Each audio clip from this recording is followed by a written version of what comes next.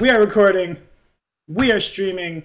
Eventually. Okay, now it's connected and we are live. What's going on Twitch? What's going on YouTube? What's going on world? Maybe that was a little too much, but whatever. We are back. The time has come. It's Friday night. Time to get our Doomsday Dawn on. Zendarin's gone. We've learned today that Kovacs's player is too busy to be cool with us, so we will be recruiting at the end of Pale Mountain Shadow.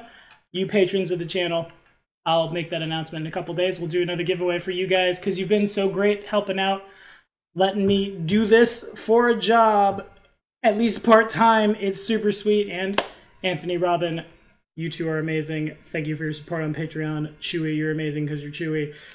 I had it in my head Robin wasn't coming today, and I was like, okay, it's going to be a cleric, and it's going to be a wizard, and we're going to wing it, and everyone will die. Oopsie. Hey, I'm hard to kill. You are, yeah, you are. That is what we learned last time on Doomsday Dawn. If you're just joining us, if you haven't watched a bunch of stuff, the party did just defeat the Manticore. That fight took a session.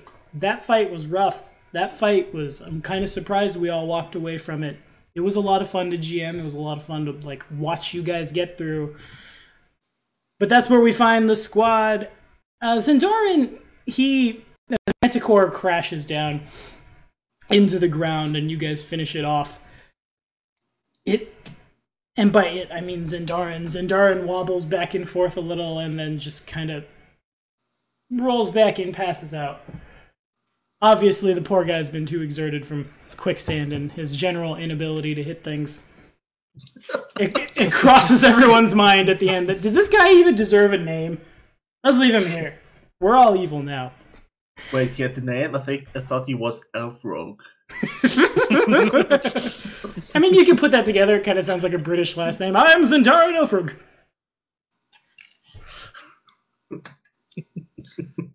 Also, Justin, if you're watching, thanks for your patronage, bud. We miss you. You and your concert tickets. Alright, so Robin has 1 hit point. Ferocity's good, it turns out. Chewy, I don't know how Chewy's doing. I don't think I hit Gerard at all. No, well, I mean, I got a little bit of damage, but it was like a spine in your shield. Falling. Yeah. That was because of falling. Those were very good natural ones, very opportune. I got a lot of health back when the cleric did the healing. Yeah. The channel healing on me. Fair enough. Exactly, the healing burst. I could use that again. Cleric! That's my cleric. I think every bone in my legs is broken. That sounds a little more half-work than cleric! I have an owie! I have several owies from falling and fighting a lion man! With 1 barbarian level. Super good. I feel like I should be dead, but I'm too ferocious to be. That's accurate. That happened. That should be a song parody. Then how are you looking, wizard guy named, I don't remember. You don't remember Chewy's name? Chewy's doing good. Okay. That's my best Wookiee. I'm just going to do it all in Tugar then. Well, first, how many people are actually still hurt? I mean, I'm really bad. I have no damage. You get the feeling that as long as Zendarin doesn't get set upon by another Manticore, he'll probably be fine. Alright. He might rest right here and get all his hit points back. He fell in a bush of Cure Light wounds that no one else can use. There's no longer any Cure Light wound. That's probably because why no one else can use it. Bush of Heal. 46. Yeah, he fell back into 1st edition. That was 2 8s. Well done. That's a lot of healing. That's not a little healing. Were those your healing spells? 2 2s and a 3. That's part of the channel thing. I use just straight up the channel heal or whatever. I use 2 components, which is the reason why I get 2 free actions triggered on top of that, because I use this verbal and somatic. But then I have the sword. It's etched on the sword, so then it triggers all that. And then, yep. Nice. And then because it's 1 target, I get 2 dice for each time it's heightened, and then it's always at max level because it's always at the max thing because of the whole cleric domain or cleric healing ability, or deal damage ability. Yeah, I still have that staff that you can probably hand over to you, which boosts all healing by 1 if you hold it. If it triggers off the same free action, I don't think it works, and that's I think what it is. I think it's just something that you hold. It's no, you have to invest it. You needed to invest the stuff. Yeah, I mean, that's for sure. But I mean, to get the effect, I think you just need to hold it. What's it called? I think Scepter of Healing or something. Mm-hmm. To the core rulebook. I guess we can't call that yet. Healing. I can stop looking up how to build an arcane trickster, which looks pretty good. Rogues look really good in the playtest, despite how Zendarin is doing. There's a regular staff of healing, right? Yeah. I mean, it's like the minor one or something, I think. I think it's called minor one. +1 to all heal spells. Yeah, minor stuff of healing.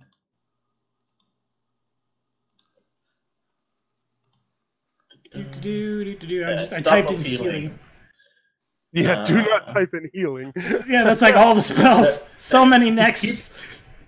Item bonus to heal spells +1. So it's just straight up a +1. Stuff of healing adds an item bonus to hit points to restore anytime you cast the heal spell using your own spell slots. Right, but it does have the invested trait, which means that Jared would have to take it and invest it the next prep time. All right. So I mean, for now, I still have a lot of first level spell slots that I can use to do some more AoE healing because I'm still not full. That's fair, yeah. Okay, but I regained 46, so I'm at 47, which is pretty good. It's only 21 down from my max. So you have a lot of hit points. Yes, I do. Yes, he do. That's what I'm about. Well, the Staff of Healing itself gives you a heal level 1. Yeah. By 1d8 plus your Wisdom modifier. Yeah. Well, +1, I think, because of the all heal spells. Exactly. All heal spells. All the heal spells. That's funny. Wait. I've noted the amount of spell slots that I have.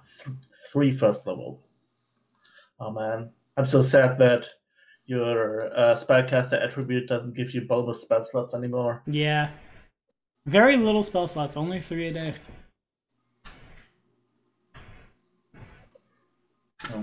Okay, roll 1d. I assume the wizard should be at full health by now. Was that 46? Or was it not in AoE?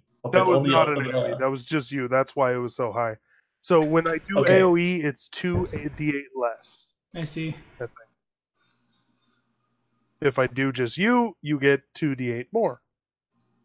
That's nice. All right. When you channel for all 3, it was... How much healing was it when you do the AoE? I don't remember. It's in the chat. I didn't write out down the... Yeah, he did quite a bit, I think. It was 46. It was 46 with the AoE? That's awesome. Oh, do you mean the AoE from last session? No, from heal. From the heal spell. Oh, the one this session was 46 damage. Healed back. That was just... No, I mean, like, in general. Because I still can do that too. But I don't know what I need to roll or whatever for it's the... It's 1d8 plus your wisdom modifier plus 1 because of your staff. Okay, 1d8 plus 3 then. 1d8 plus 3. Actually, it's technically your spellcasting ability modifier, not wisdom. It's my wisdom. Your spellcasting modifier. I'm a druid, so it's still wisdom. Okay. Fair enough. Alright, so first, second, and what level are you rolling it at, by the way? It's just the first level? Yeah, I'm just using first level spell slot. It should be enough, I think. Gotcha. Because that's 12, 21. I think that might actually be exactly what I was missing. Yeah, that was exactly how much I was missing. It's just why you need it! Yeah, heightened. Oh, just perfect. Heightened is +1. The amount of healing damage is increased by 1d8 or by 2d8 when you're using the 1 or 2 action version of the healing, the living. So if you target just one person and you heighten it by 1, you get to roll 2d8 for each time you heighten. All right. Tugar is back at his best. And the party's used all their resources. Yeah. Well, maybe. I don't know if the party's used all their resources or not. I still have another 3rd level spell, all my 2nd level spells, and all my 1st level spells. So am I hearing that you guys want to push forward? Yes. Yeah. Yeah, I think so. All right, fair enough. In that case, I think I still have some shape shifting. I think you were at 1 or 0. There was. I remember spider, then bear, then spider. Yeah, 2 spiders and a bear in that last encounter. Well, the spider ones I did with spell slots. Oh yeah, because you can. That's insect shape. Right. And then you get that extra pool from the feet, and it's super good. Lots of resources. Yeah. And it's just temporary HP abuse, which is gross. I love it. Definitely want to play that. My pool is 5 users because it's 1 plus my strength modifier, which is 4. Fair enough. Alrighty, so it'll take you guys, you're about 2/3 of the way through.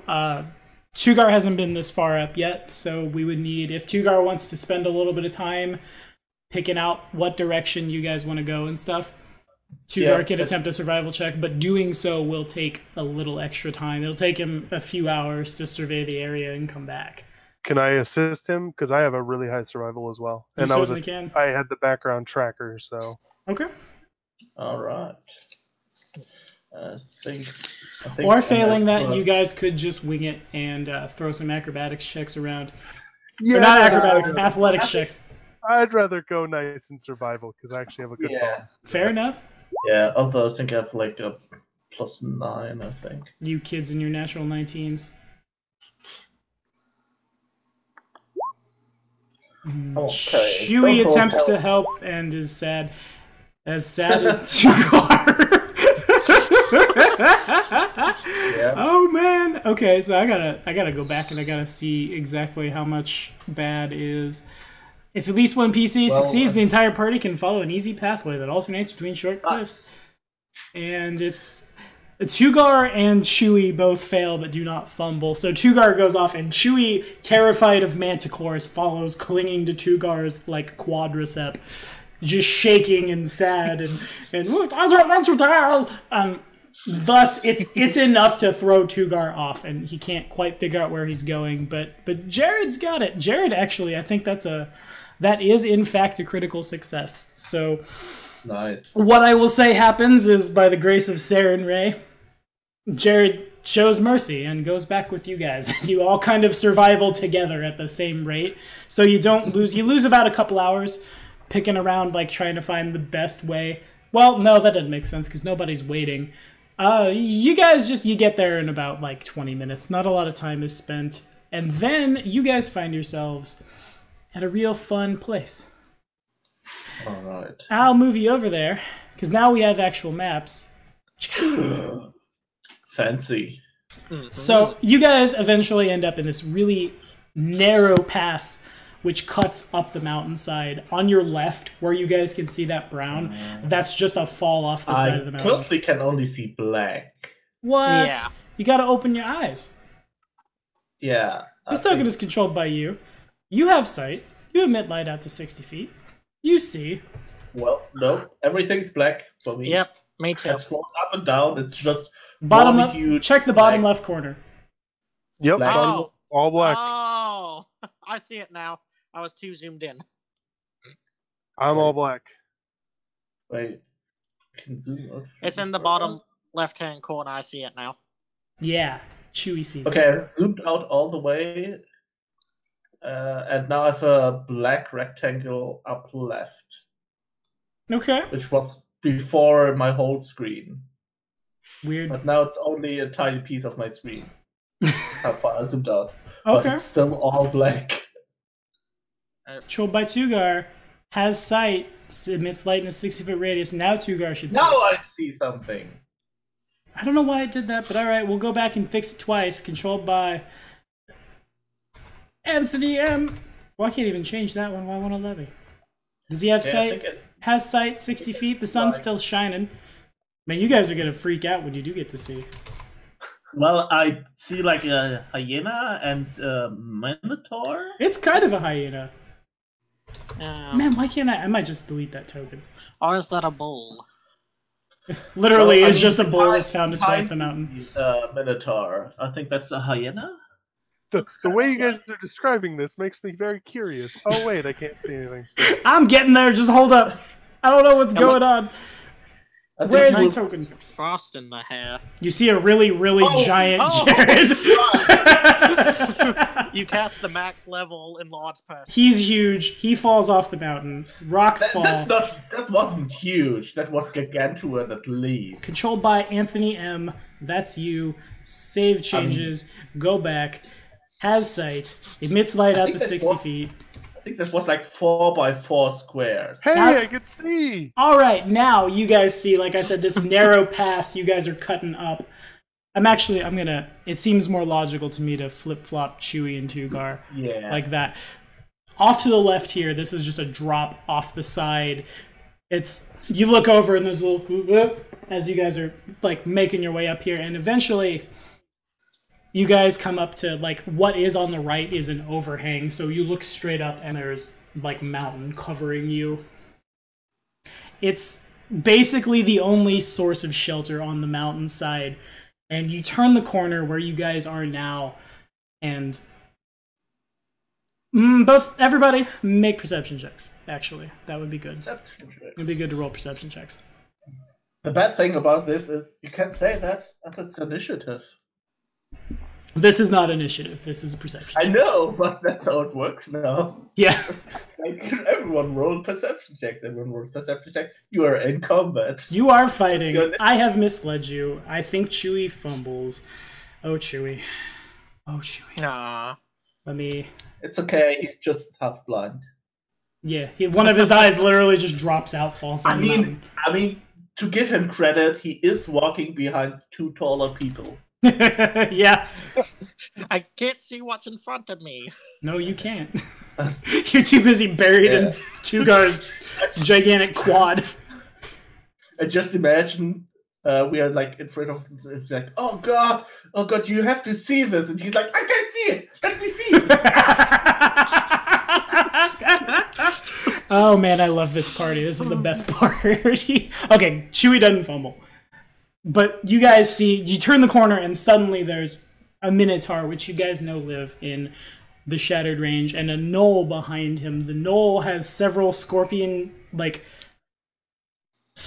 carapace wrapped around him to form really crude armor, as well as several little tiny scorpions hanging from his neck, a wicked-looking scimitar in his hand. If he didn't fumble, did I crit? Oh, you did. Oh, God, you did. Okay. So, good catch. Jared, as you guys are walking up, you see a couple of rocks fall off the top of the overhang, not at you. And by rocks, I should probably more accurately say, like, pebbles.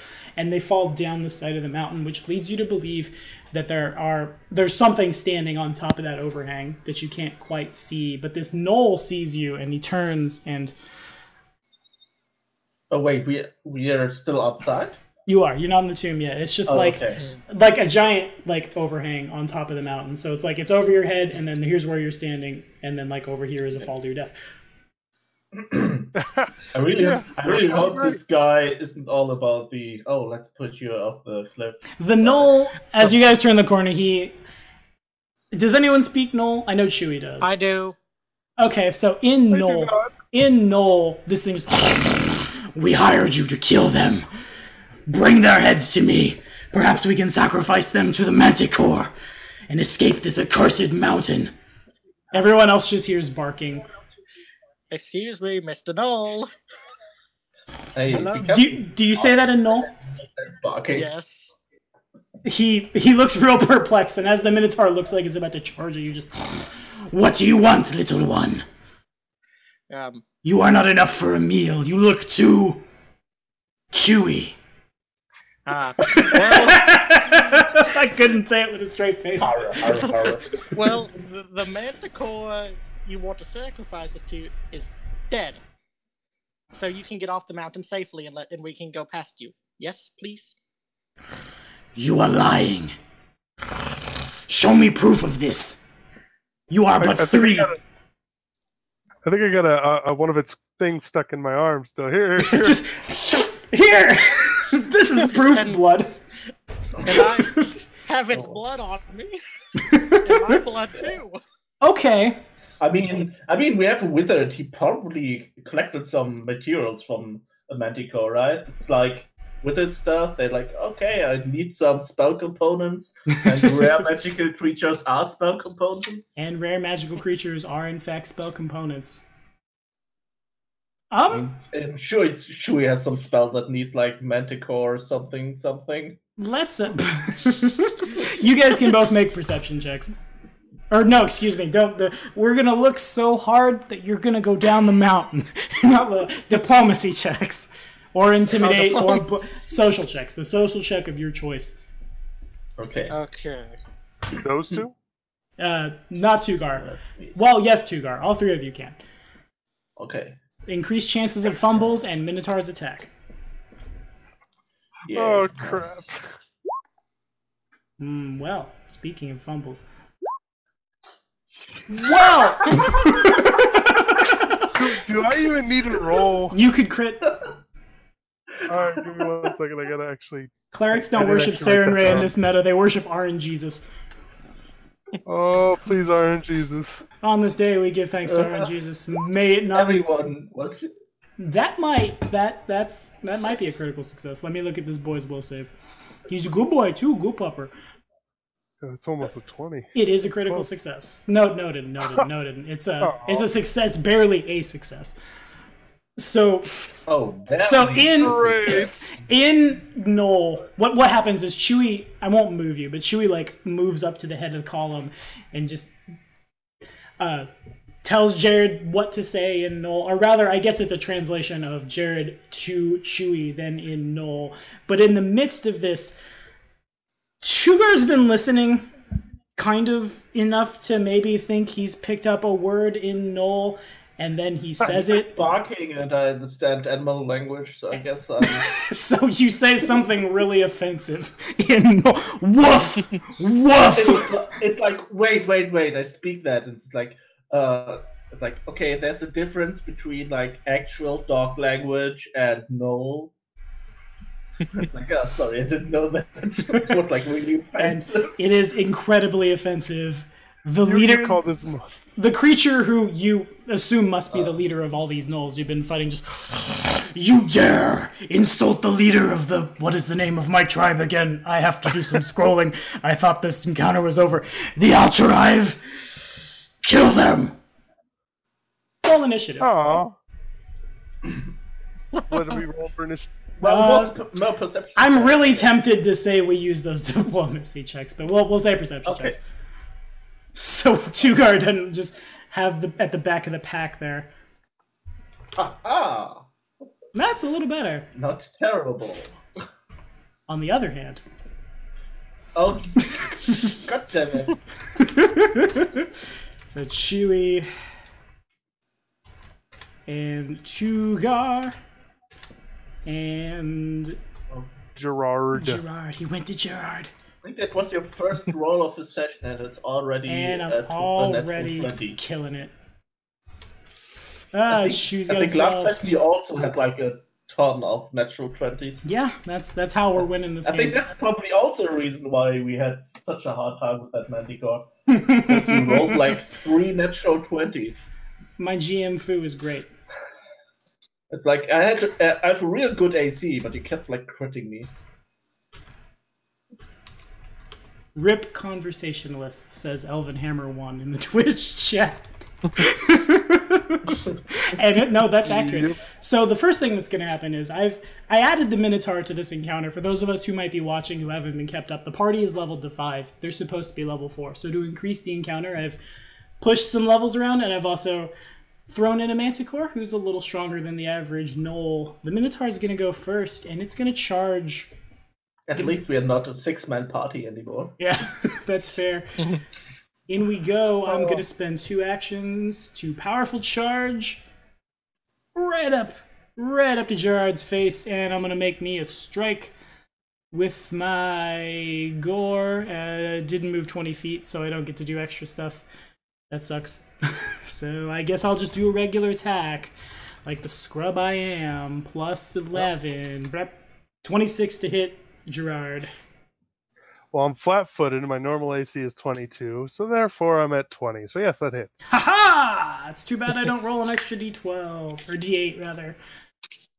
Oh well, I'll just do 1d8 plus 5. So 7 points of damage. My second attack will come from also my gore. So it just kind of lowers its head and it charges into you and slams in, and then it's gonna do the sit. Yeah, we're gonna attack with our gore again. So it goes. That's an agile weapon. So the attack roll is plus 7, and I have a 13 to hit, which misses. Yep. Alrighty, the gnoll behind you is gonna. He's pretty much everybody's screened. I can't do that much. That sucks. What can I do? You see. I'm happy. I feared he was a spellcaster with all the stuff hanging off of him. Not quite. But apparently he's not. Otherwise, he wouldn't be bothered. Well, you guys are just screened. He can take a shot. Kind of. How does screened work again? I forget. I gotta go to my rulebook and check how screened works. Precise shot is no longer a feat. So I'm not so sure. Do I have incredible aim? I don't have incredible aim. I can't have that. It's not a first level feat. I could have had favored aim, but I don't. Okay, so a +1 circumstance bonus to AC. Okay, so what happens is the gnoll. I think it's gotta be Tugar. Tugar's screened by both the Minotaur and by Gerard, but you see this guy draw a javelin from his back, not like out of his back, that'd be bad, from a sheath, and just like he sniffs the air in your direction, smiles wickedly, gives another and then javelin out. And that means I need to go back to Doomsday Dawn and I need to see what I had. He's supposed to have a composite shortbow, but that wouldn't do nearly as much damage, so no.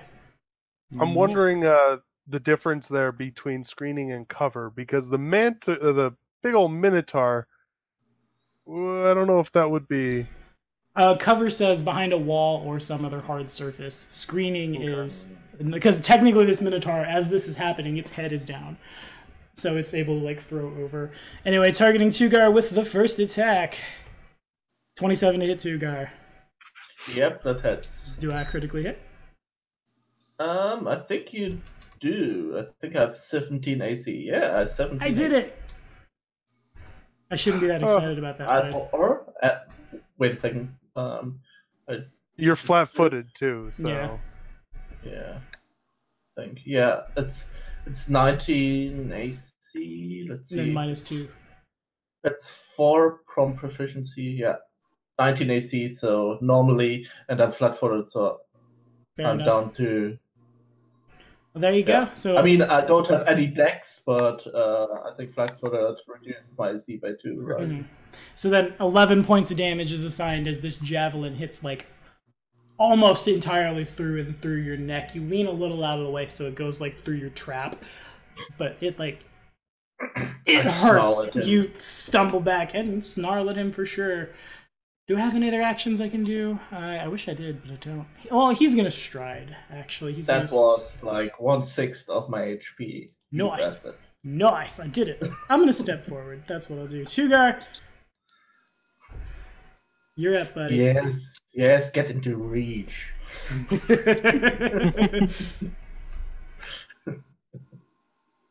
Okay, well, I'm up first. I shapeshift into a giant frog. All right, sure. Seems good. A ribbit. Yeah. And I slap that gnoll with my tongue. Okay. What's the reach? Can you reach out that far? 25 feet. Oh, God. Oh, God. Gross. Yeah, Wow. all right. Oh, wait. You can throw them to their certain Sorry. doom. That- Great. My swim speed was 25. The Tom has 15 feet. Oh, okay. That's a little more fair. 5, 10. So you can't quite reach him. You could reach the Minotaur. Okay, I will. Or you could turn into a spider again and climb around the side or up here and get behind him. Yeah. That's also true. Well, I'm already frogged, so... We've seen snake, we've seen bear, we've seen spider, now we'll see frog. Yeah, I think that's kind of fun, like, switching through different forms to show people different things they can do. Yeah, for sure. Did you guys ever play the Temple of Elemental Evil CRPG? Because if you did, the first fight in that game pretty much was 2 giant frogs. And it was real hard if you didn't find some random encounters first. They will eat you to death. Anywho. They will eat you to death. Man, they will. It sucks. Okay, my bonus was plus 10. Seems good. Seems good. Up. Slash roll 1d20 plus 10. That's not that good. It almost hits, but it just barely misses. It hangs around the side of the Minotaur's horn. Not enough to like pierce through and hurt you, but like you swing in and it's about to slap him in the face and he brings his head up from the charge and his horn deflects it. Yeah. I just graze him, so I just lick his face. Mm-hmm. I hope he's at least grossed out. He looks a little grossed out. He's more concerned with killing and eating you, but it's a little gross. Yeah. Well, he's not that smart of a creature, so maybe he's confused by that suddenly frog. Suddenly frog. Also temporary HP. Temporary HP is relevant as hell. Yeah, poo-poo on you. Poop, yeah! That's the name of the session right there. Poop, yeah. So you got one more action, I think? Or is it 2 actions? Shifting it's takes 2 actions, attacking cost 1, so I'm fair enough. out of action. Alright, Gerard, what's up? I'm assuming I have to pull out my scimitar? No, we're assuming you had your weapons out. I hope you did. But actually, you had time during the conversation to get a weapon out. Well, that makes a difference then. I will then cast magical weapon on my scimitar. Alrighty. I do not have the attack of opportunity reaction. Good, because that's what I was. I was like, oh crap! I'm gonna just risk it. That Minotaur might be a fighter, but apparently it isn't. Nice. Now I will attack it with a magic weapon. Get you some. Oh. And the first attack hits. Go ahead and roll damage.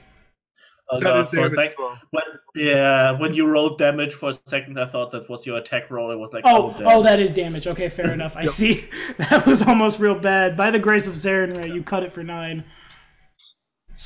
That's all 3 actions. 2 to cast the spell, 1 to swing. All right, Chewy. Now, classically speaking, this is where the wizard would cast grease, and you would hope the D8 would say these guys would both just fall off the side of the mountain.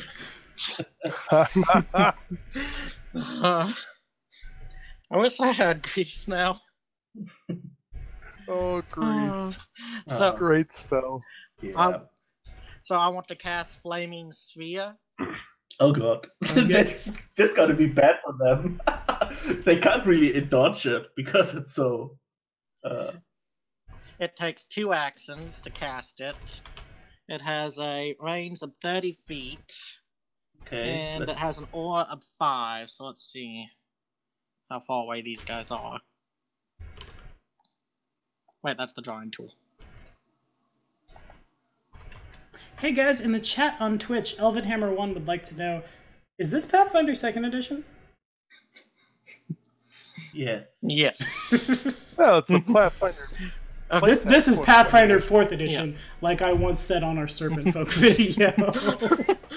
Well, that's why I pay Kane money, is so he can catch that and be like, hey man, you stupid. I mean, I can't quite tell what the actual distance is because I don't think it's up to scale. Yeah.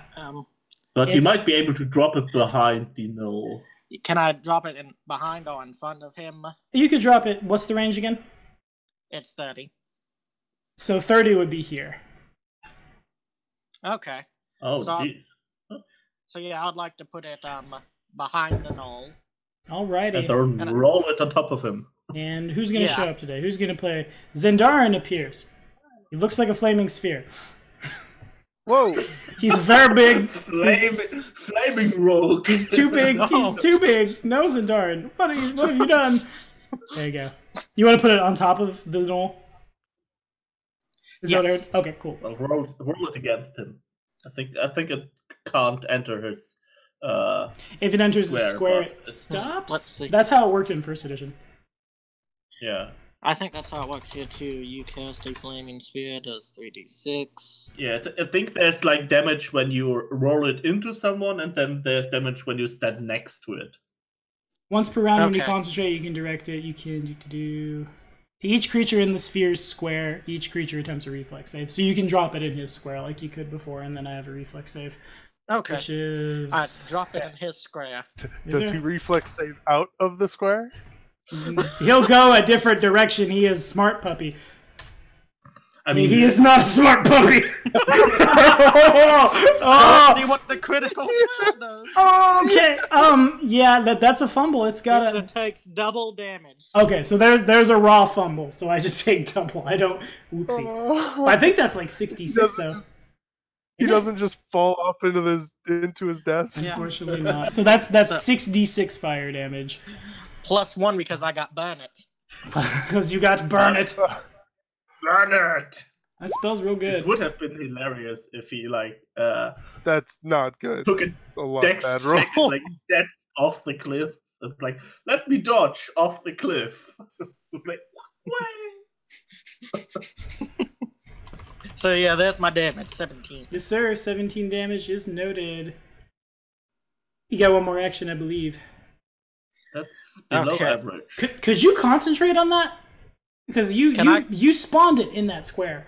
So like it has once per round when you concentrate on the spell, you can direct the sphere to roll to a spot within range and deal. So I don't see why you couldn't put it there and then concentrate to have it just kind of boop boop. Yes, I'd like to. Seems good. Concentrate to move it on him again. A 27 seems better. Yeah. Is that a critical success? Let's see here. I'll look at my spell save. Your spell save should be like 20, so. Yeah. Yeah, so it is a 20. Okay, fair enough. So I do not critically succeed. You save. But 3d6 plus 1, I take half. Okay, so 3d6 plus 1. He takes 5. Well, that's been 22 damage already. That's pretty good. Oh, how long does that last? That's a round per level. Is that right? Let's see. Concentration or until dismissed. That lasts forever. Nice. Nice. Wait, what? Yeah. Duration is concentration or until dismissed. So he has to spend a round concentrating on it, and when he does that, he moves it. So you could have that flaming sphere for the rest of the session just rolling in front of you. Hold on a second. Wait for me, guys. Okay, Seems good. We're going. Okay, can you roll it into more than one person per round? Yeah, I think you can, actually. To roll to a spot within range and deal 3d6 fire damage, each creature in that square must attempt a reflex save. It doesn't say anything about... Actually, it says you can't concentrate on the spell to move the sphere during the round you create it. So he didn't take that extra 5 damage. He only has 17 on him. But it doesn't say like in 1E, and I guess there's the big change of the playtest that Elvenhammer1 in the Twitch chat would like to know, is there's no language along the lines of like, if it hits a creature, it stops for the round and does the damage. So let's see why not. So next round you can roll it into both of them. Yeah, seems good. Nice. Yes. But now it's the bad guy's turn. The Minotaur it's gonna reach out and it's gonna... Let me see how shoving works again. Shoving is fun. Shove. I guess for Elvenhammer1 in the chat wanting to know what the changes are, one of them is CMD has changed a whole lot. I guess that's the only like big change, I feel like. Because a lot of the changes are less big and more just it's a new meta. Well, I mean, like I mentioned earlier, your spellcasting attribute no longer affects your spell slots. That's fair. We definitely have a druid with a higher strength than his wisdom. That's like a huge change for spellcasters. Because, for example, my spellcasting attribute is actually my third best attribute. even though I'm a spellcaster, because my strength and constitution are both higher, since I'm playing more like a tanky druid, and with all my shape-shifting. So I only have a 14 in wisdom, but that doesn't affect my spell slots whatsoever. He actually gets bonus wild shape equal to his saves, or equal to his strength, rather. Which definitely encourages like the big buff druid. Anyway, the shove mechanic can only push you backwards, so I can push you into Tugar. I think I'd rather just attack you with my face again. Actually, let's make the first attack be with his great axe. Gore attack. Swings his great axe for a 19 to hit. Does not hit. I'm not flat-footed anymore either. So now in the Pathfinder playtest for our viewers on Twitch, we have 3 actions in a turn. If you want to do a second attack, it's a -5 and then a -10 to hit. So normally it's a -10, but his horns have the agile trait. So second attack is at a +7, and I have a 19 again to hit, which probably misses still, sadly. Yep. I mean, do you even need to ask? It's polite. His third, he's got my int mod is minus. I got 6 intelligence. I have no reason to not continue swinging. But I'm probably this is probably going to fumble. A 6. That is a fumble. That is a fumble. Rules is written. There's no fumble for a strike, but at Black Dragon Gaming we like to have fun. So there's going to be a fumble here because he didn't natural 1, but he did roll 10 under the target. So for like an athletics check, you could fall. Swim checks, you drown. And on that note, you know, from earlier in Impale Mountain Shadow, it dawns on me that the like deep breath action, that should be a reaction, right? As you're being pulled down, you should as opposed to you have to spend an action to think about it. Regardless, okay, so this guy swings his axe and he misses. Well, it probably more like bounces off your armor and then leans in for the first attack, does the same, and then as he tries to like pull back for the third one, Anthony, give me a D8.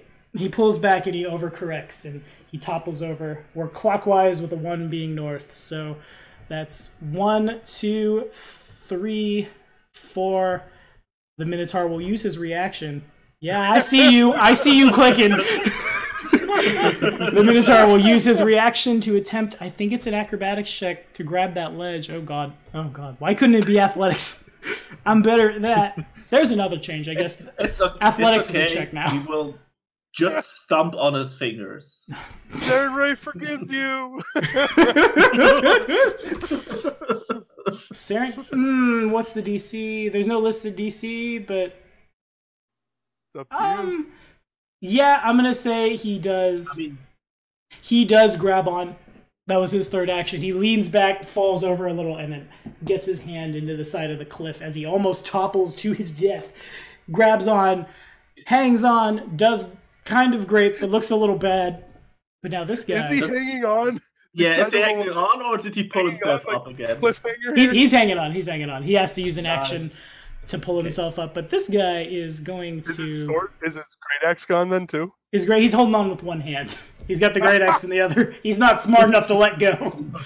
This is going to be fun. He probably hears evil laughter above him. The party falls. I thought we were going to fall, but him falling is hilarious. He's going to fall, and it will cause you to fall. We all know that's how that works.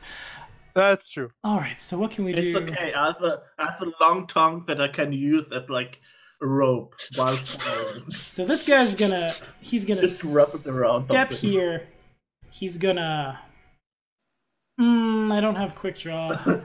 Do I want to draw? Do I want to draw a javelin and attack, or do I want to attempt a strength? How smart am I? How smart are you? What is my name? I remember my tribe. My name is Zakfa, and I have 12 intelligence and 14 wisdom. Yeah, okay. He's that's his name. I'm looking at it. I'm looking at it in the book. So what's my athletics? Where is my? It's plus 1 more because he has a class level now.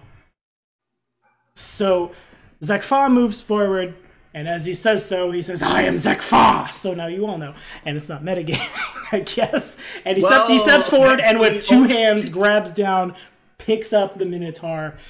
It would provoke reactions, puts him here. The Minotaur's prone, but just kind of in that square. And with his third action, Zakfa will draw a javelin.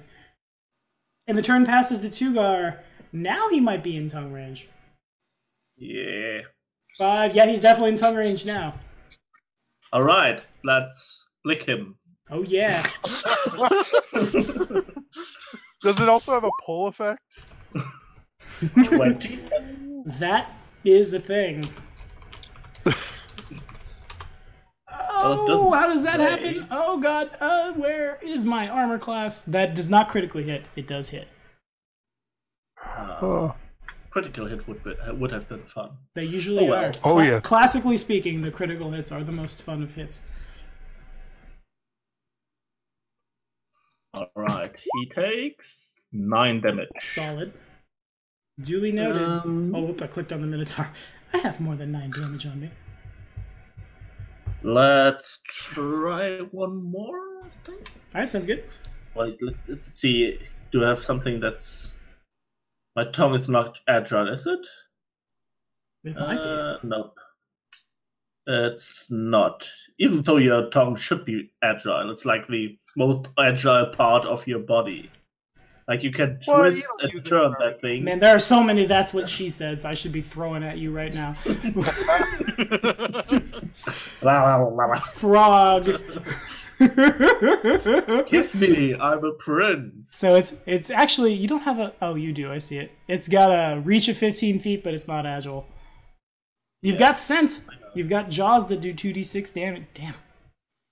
Yeah, 2d6. That's a hell of a bite attack, Mr. Frog. Yeah, for something that doesn't have teeth. Yeah. You're gumming it to death. Yeah. Well, let's try attacking. I mean, there's some chance that I have trouble. No, it's 5, not 15. A 20. 20? That's a 20 hit? 20 hits. Yes! It was worth it. Alright. Takes another 10 damage. Nice. The tongue double lashes him. He looks uncomfortable. Parts of his fur are a little more wet as you kind of just like, I have already cleaned there today, wretched beast. I will try to intimidate him with a ribbon. Alright, make it happen. Oh god. What's my... No. I'm not intimidating. As a matter of fact, I think, yeah, that's a fumble. So, what happens... I have 2 ideas. I'm gonna roll... Evens, it's the first idea. Odds, it's the second. Odds, it's the second. Okay, so you're not frightened, but what happens is...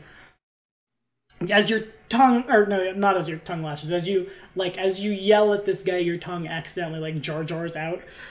And rather than get caught in the power couplings of a pod racer, what happens is it serendipitously wraps around the horns of the Minotaur, and as you quickly withdraw it, it kips him up back to a standing position. Oh, good. Gerard. Hey! Well, that was interesting. Just giving us a handicap. Yeah. Yeah, I see that.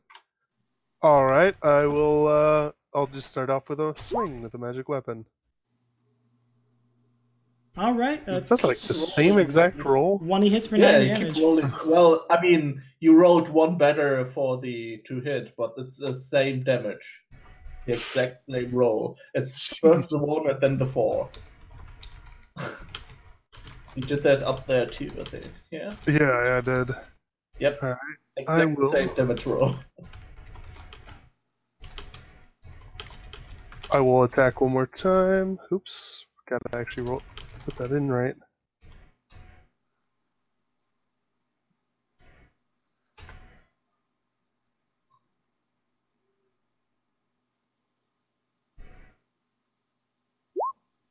Hey! Okay, Sweet. I'm worried that macro... No, it's a different macro. Fair enough, yeah. That's a different macro completely. 20 doesn't... It's 29.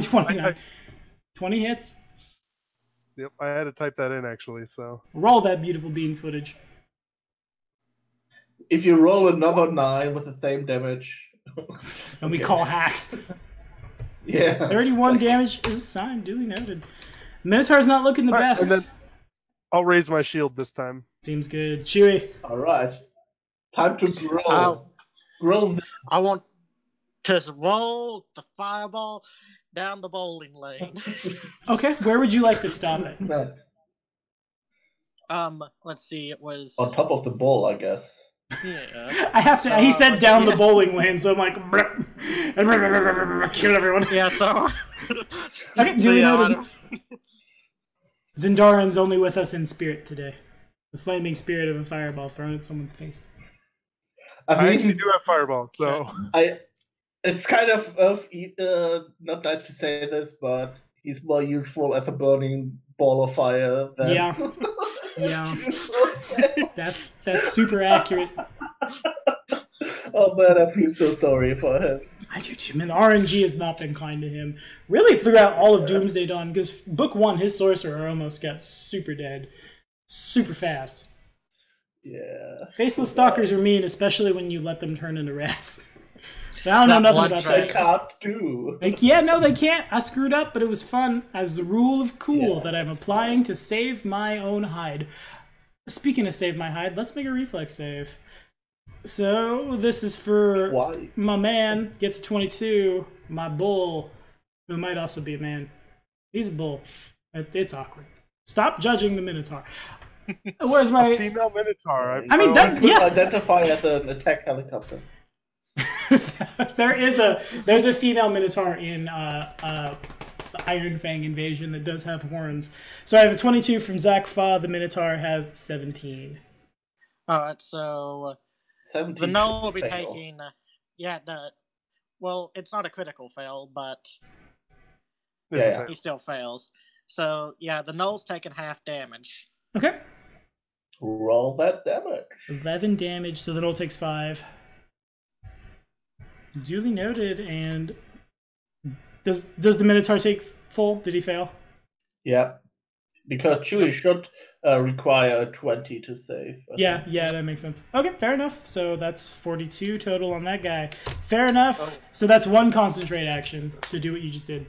I forgot to add forceful to the attack. He actually takes 2 more damage from my second attack. Okay, duly noted. So a concentration is 1 action? Yep. Okay, I'd like to send it back the other way now. Oh, nice. Okay, this spell is way better than it used to be. Yeah, that just seems... Yeah, wait a minute. Hold on a second. I have a curious flaming sphere. That's going to be the title of the session when it goes on YouTube. Just flaming sphere real good. It kills manticores. The sphere deals 3d6 once per round when you concentrate on the spell you can direct. Okay, that's the catch there. That makes there you go. Otherwise, that would be like ridiculous. Yeah. Just use the spell and for the next forever, just keep like rolling it for everyone. And just starting forest fires everywhere. Yeah. I mean, as long as they don't critically succeed, they will take damage. So I still have 2 actions. Yes, sir. I want to... let's see, is he in range of in 10 feet? He is. The Minotaur's at 15. The Knoll is at 20. Alright. I want to shoot with my crossbow then at the bull. Yes, sir. Do you not have cantrips that... Ray of Frost might be a little better. Oh yeah, true. I mean, look and see how much that does. That's automatically heightened. He got his new pet, the fireball. That's his familiar. It's just a tiny fire elemental that's real good at rolling on the ground. It's like a Goron from Legend of Zelda. Just... They never stop. They never stop. Ray of Frost. There it is. I just need to find where the entry is for it. Ray of Frost is... You're currently level 5, though. Should be heightened to like a level 3 spell. That sounds correct. So heightened to 3rd, it does 2d8 plus your intelligence on a 2-action range touch attack. Much better. That sounds better than shooting at it with a crossbow. Yep. 2d8 plus my intelligence. Yep. First you gotta hit him with a ranged touch, though. Oh yeah. It's not auto hit like the other. Well, not auto like other stuff. Right. What's my touch? How's your touch looking? Mr. Tar. It's not a safe or suck. Yeah. The Saver Sucks are kind of... I guess there's another change, Elven Warhammer 1 on Twitch, is the Saver Suck spells have been pretty... Oh. Nope. Okay, that misses. We were gonna talk about how Hold Person's not as good anymore. Instead, we're gonna talk about how Chewy, he picks up his crossbow and he's gonna shoot, and there's a scaling, like, this angle of size in this canyon, because it's a goblin, then a frog, then a dude, then a minotaur. So it's whoop! And as he leans forward, he thinks better of it, and he puts down his crossbow, and he goes to Ray of Frost, but he's a little nervous, and it instead targets... Roll again. Evens is Jared. Odds is Tugar. It instead targets Tugar. Oh my gosh. I told you, it's going to turn my tongue into a popsicle. Then you just bludgeon him to death with a popsicle. Do you not have any bonuses to your touch attack? I think he just rolled I forgot what I... Even then, he rolled Yeah, I rolled a natural one. Yeah. Yeah, I get that, but I'm just curious. I'm sure he adds his +5, plus what's your dexterity, Chewy? Oh, plus my dex, it's a +2. So 5, 6, so it's plus 8 because you're trained. Yeah. Go ahead and roll another d20 plus 8, though. We got to see if you hit Tugar's touch. D20 plus 8. Yep, we got to see if you crit Tugar's touch. In his frog time form. to roll bad. 20. Does 20 hit Tugar's touch? Yeah, my touch is 17. So that actually would not have hit my touch. 2d8 plus int. Okay. Suddenly, Tugar's butt gets really cold, and Chewy begins freaking out a little. Oh, actually, I didn't notice that. I didn't update my AC for level 5. It doesn't matter. So everything would have it anyway so far. Fair enough, fair enough. Whoa. So far, it has always been 2 above my AC. 12 damage. Technically, it's average. Yeah. Yeah. That took down my temporary HP and 2 of my normal HP. Good job, Tugar. Or not Tugar. Good job, you! Why aren't you dodging, your friends? Hey, he's Chewy. Eat him again. No! I already have PTSD. I rip it at you, displeased. Rip it. You get like a frog glare. With those weird frog eyes. So I'm replying to people on Twitch real quick. Third-party guys will still put out content, I'm sure. Yeah. But now it's the bad guy's turn. Okay, so the first thing that's going to happen is the Minotaur is going to attack with his great axe at Jared. 25 to hit. That hits by 1. Alrighty. So I helped him set up. Is he now?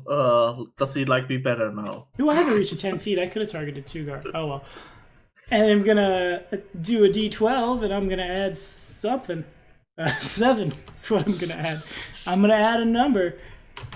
So it's a grand total of 10 points of damage. That just hits me, right? Yes, just you. Because I did raise my shield, I just didn't know how that worked. So what happens is you could use your reaction to reduce the amount of damage by the shield's hardness, but 10 is over. There's another big change, Elven Warhammer. Shields are the best. That's the ring of protection of the format. You have to spend one of your actions to get your shield up, but then you can use your reaction, so there's not a million attacks of opportunity anymore.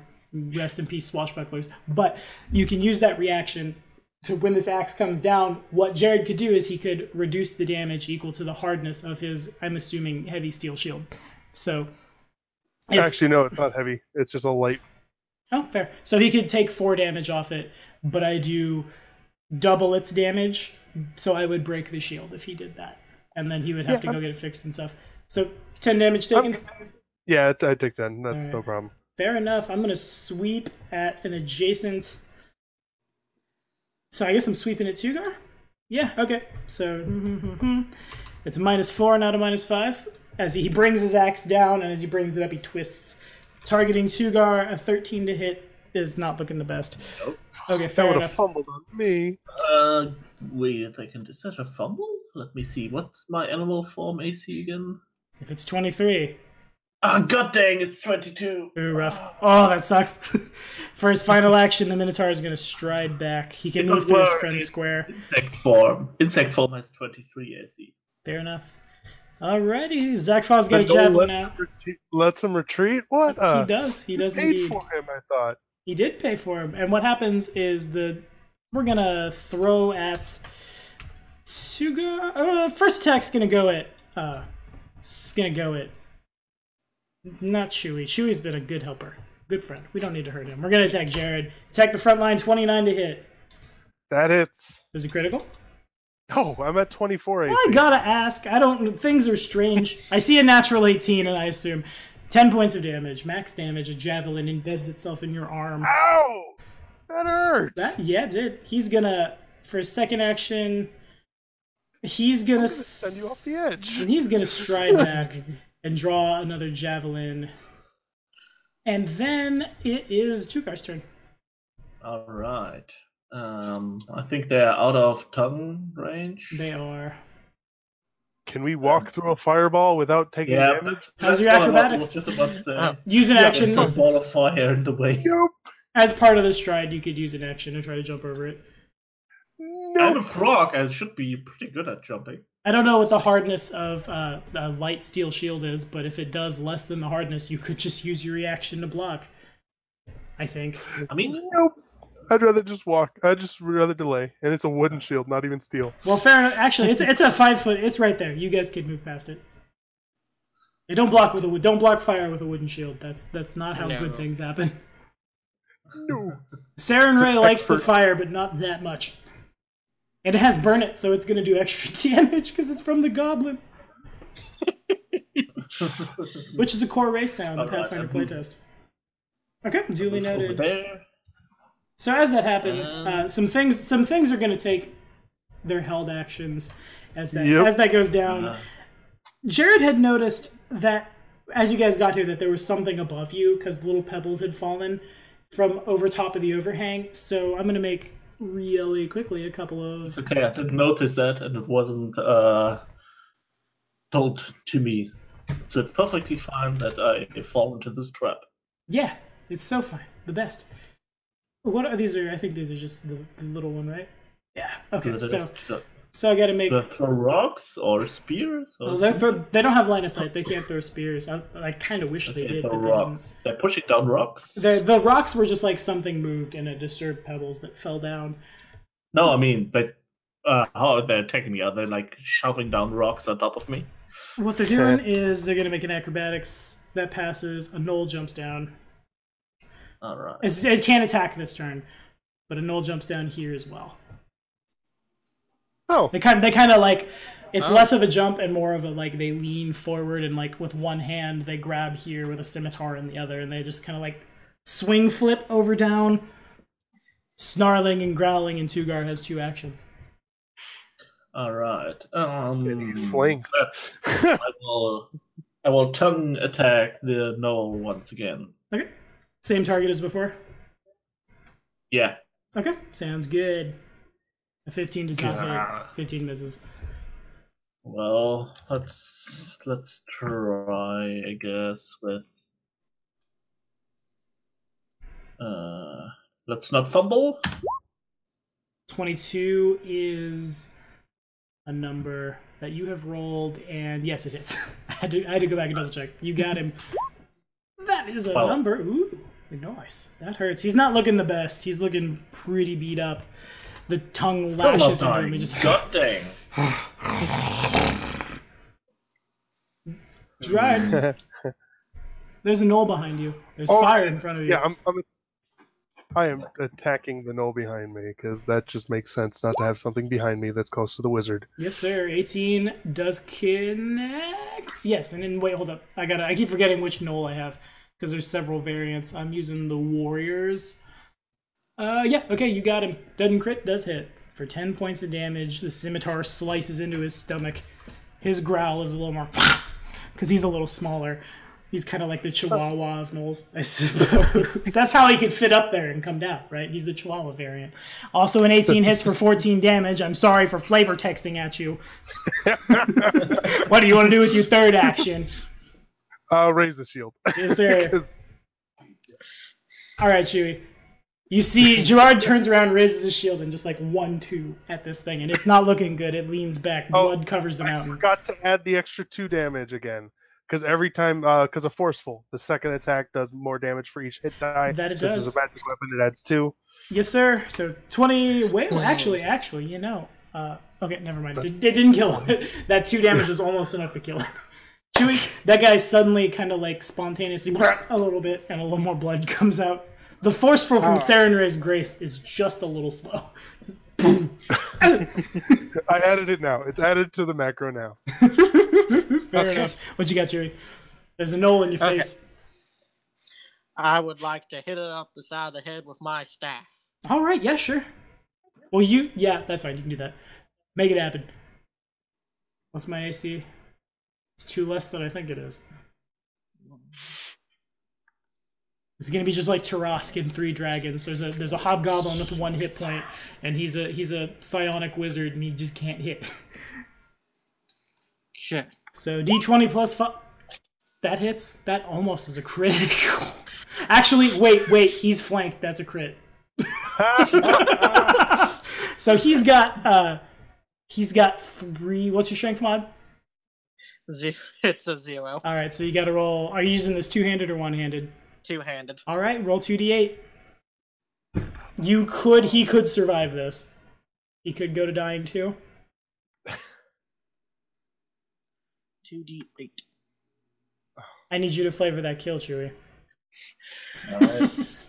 I say, you do not get in my face as I put it right in the skull, as it's just like a loud cracking sound.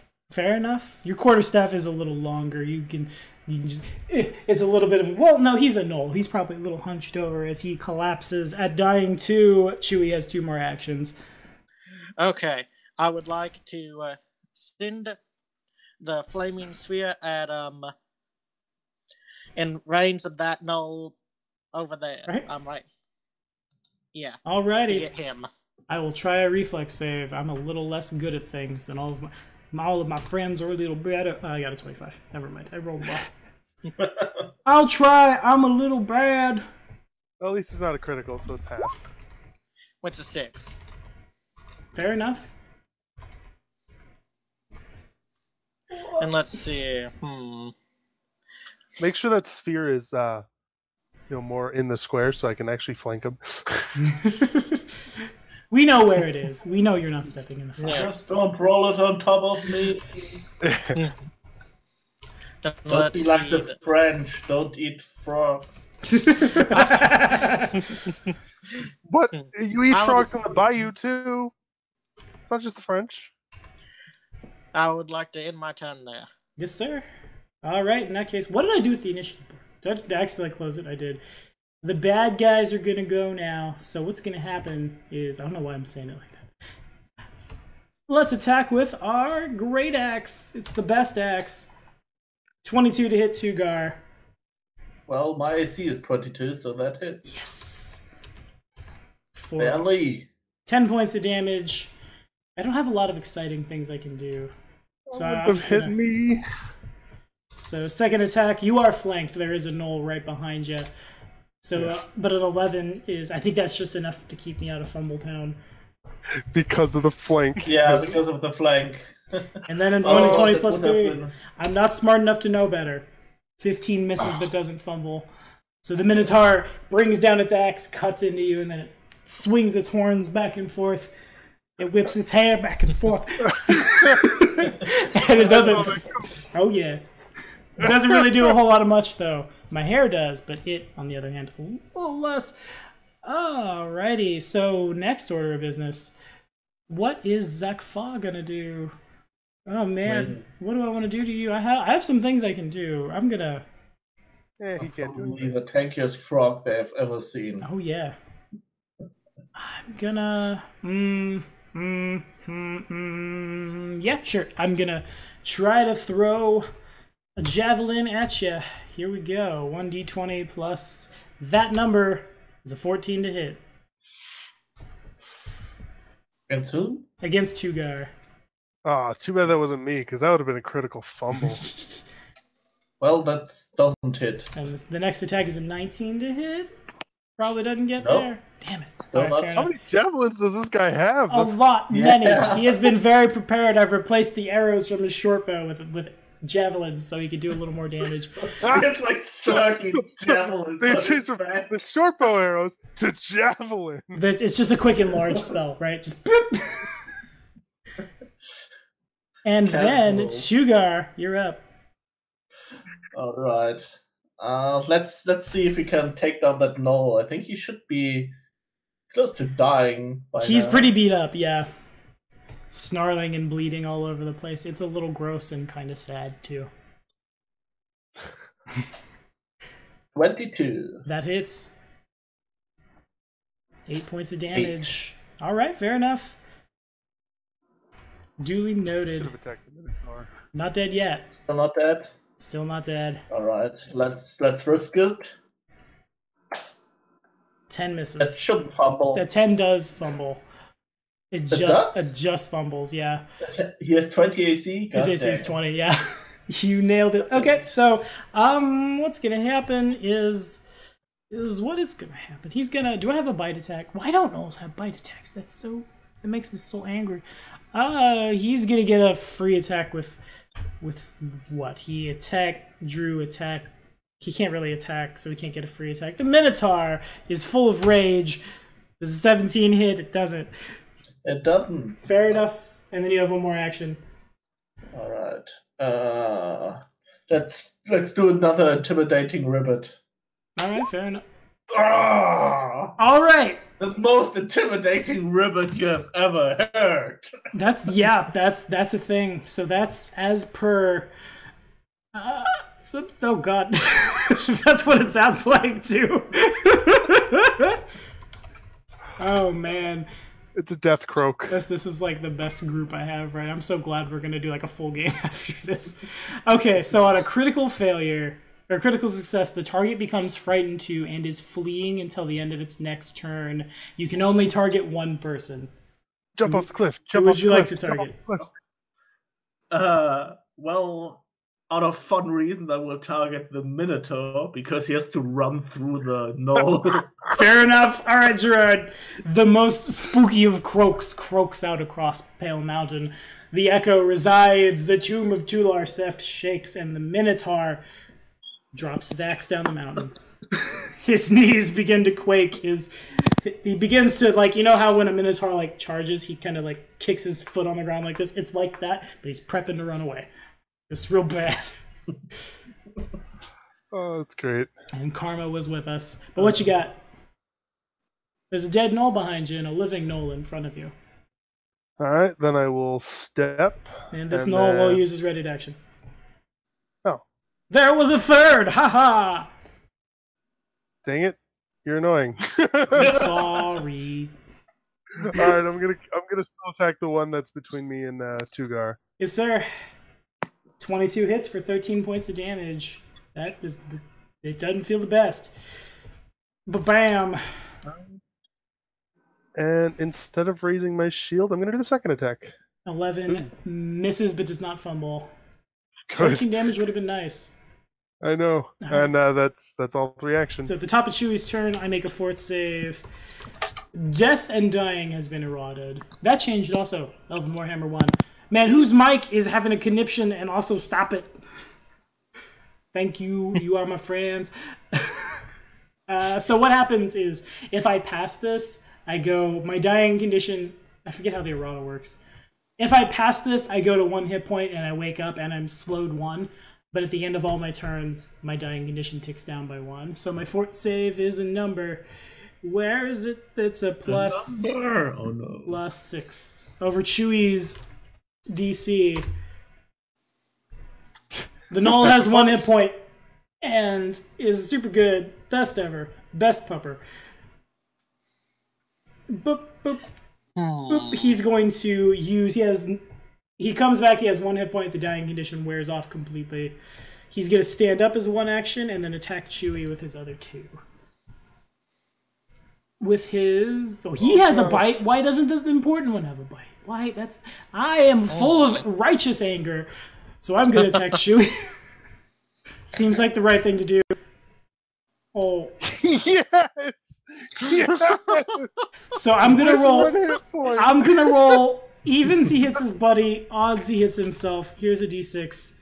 Oh, please hit himself. Yeah. Stop hitting yourself. All right, Chewy. I'm gonna let you flavor that kill, I guess.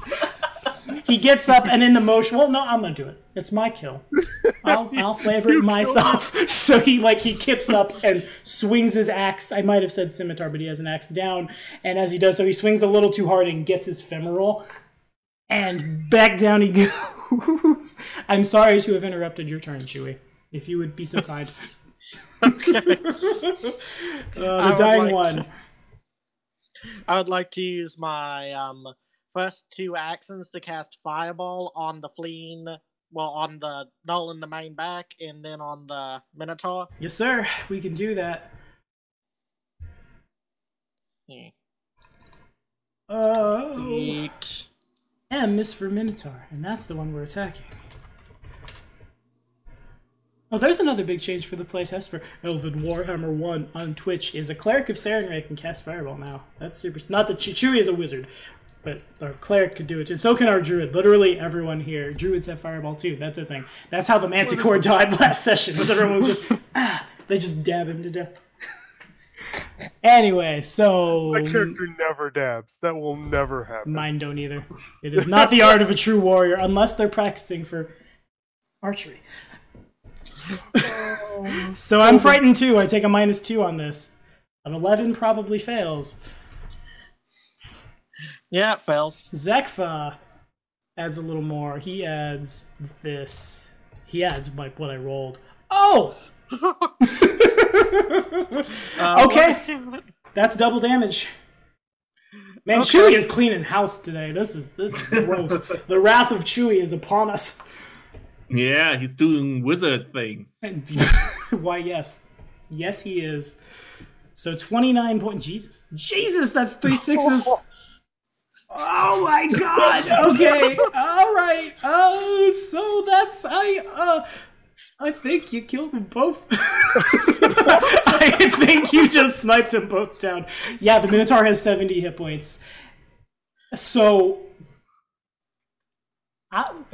flavor that double. Yes, you killed them both. Okay. The Minotaur has 70 hit points, has 42 points of damage on him. Zakfa has 76 hit points with 60 damage on him and fumbled. So he takes almost 60. He takes 58 damage from that fireball. Dang! Oh, that's almost insta-death. I throw the fireball in the air as it lands in between them. It's small, then it quickly expands, going... leaving them on fire. And the Minotaur falls back a little, and his as he's turning to run, he stumbles into Zakfa, and Zakfa has caught his horns. He's grabbed the bull by the horns, as it will, but it's not the best thing he could have done because it killed him. Zakfa's at dying too. Damn. That was disgusting. You monster. Minotaur's a dying one. You've used 2 actions. If you don't concentrate on that flaming sphere, it goes away. I think about concentrating it and rolling it over them. Okay, over the back here? Yeah. That'll go through Tugar's space. Oh, yeah. You've already hit Can him I once. raise it up in the air? Yeah, you cannot. Slightly? It moves on a flat plane. It can't jump. There's definitely a... The cliff is a flat plane. Does that count? No, it doesn't defy gravity. I'm really if enough people in the party had Mage Hand, perhaps I would say we could try to just whoop. Or if you could roll it enough to get momentum or something. Tiki would be really good at that. And just whoop whoop whoop, everyone's dead. Man. I just concentrated to keep it where it's at. All right, yes sir. So I'll make a reflex save on my Null, which he don't add much. He adds 6, I think. I gotta go back and double check. I gotta get off this dead Minotaur. I gotta quit beating this dead anthropomorphic bull monster. Oh man, I thought keeping the gnolls and adding the Minotaur and putting a ranger level on Zekfa might make the encounter a little too hard for a 3-man party when we thought there would be 4, maybe 5, maybe 6. But actually, was good. Was very good. Okay, so my reflex is +7. Okay, here we go. May the dice be with me. No, they're not. I think that's just barely not a fumble. Yeah, he just takes regular damage. All right, give me half damage. No, he failed. He failed, I'm sure. Oh, yeah, he failed. Yeah, he failed, sorry. Unless the DC is like 10, in which case we need to have a talk. Yeah. No. Man, there are so many 6s and 1s coming out of Chewy. Flavor that kill, you monster. The fireball just slowly gets to him as it inches closer and closer, as it just consumes him. And yeah, he's a dying 1. And you put 3 dudes to dying 1. You put almost this whole encounter to dying in 1 turn. He did put all of them technically in dying. The last null surrenders in awe of your might. Initiative is off. then I say, see guys, when I'm not being chewed up by enemies, I'm quite effective. Okay, I can hear the Texas Baptist preacher that my friend Josh was talking about. I'm quite effective. I'm with him. I'm with you, Josh. I hear it. So we took off initiative because I'm assuming Tugar and Jared and Chewy, all 3 will do something along the lines of killing these guys dead. Yeah. Because they could recover. So as the frog begins to bite things to death, and the grace of Sarah and Ray puts the gnolls at peace, this gnoll, it's going to try to just flee down the mountain.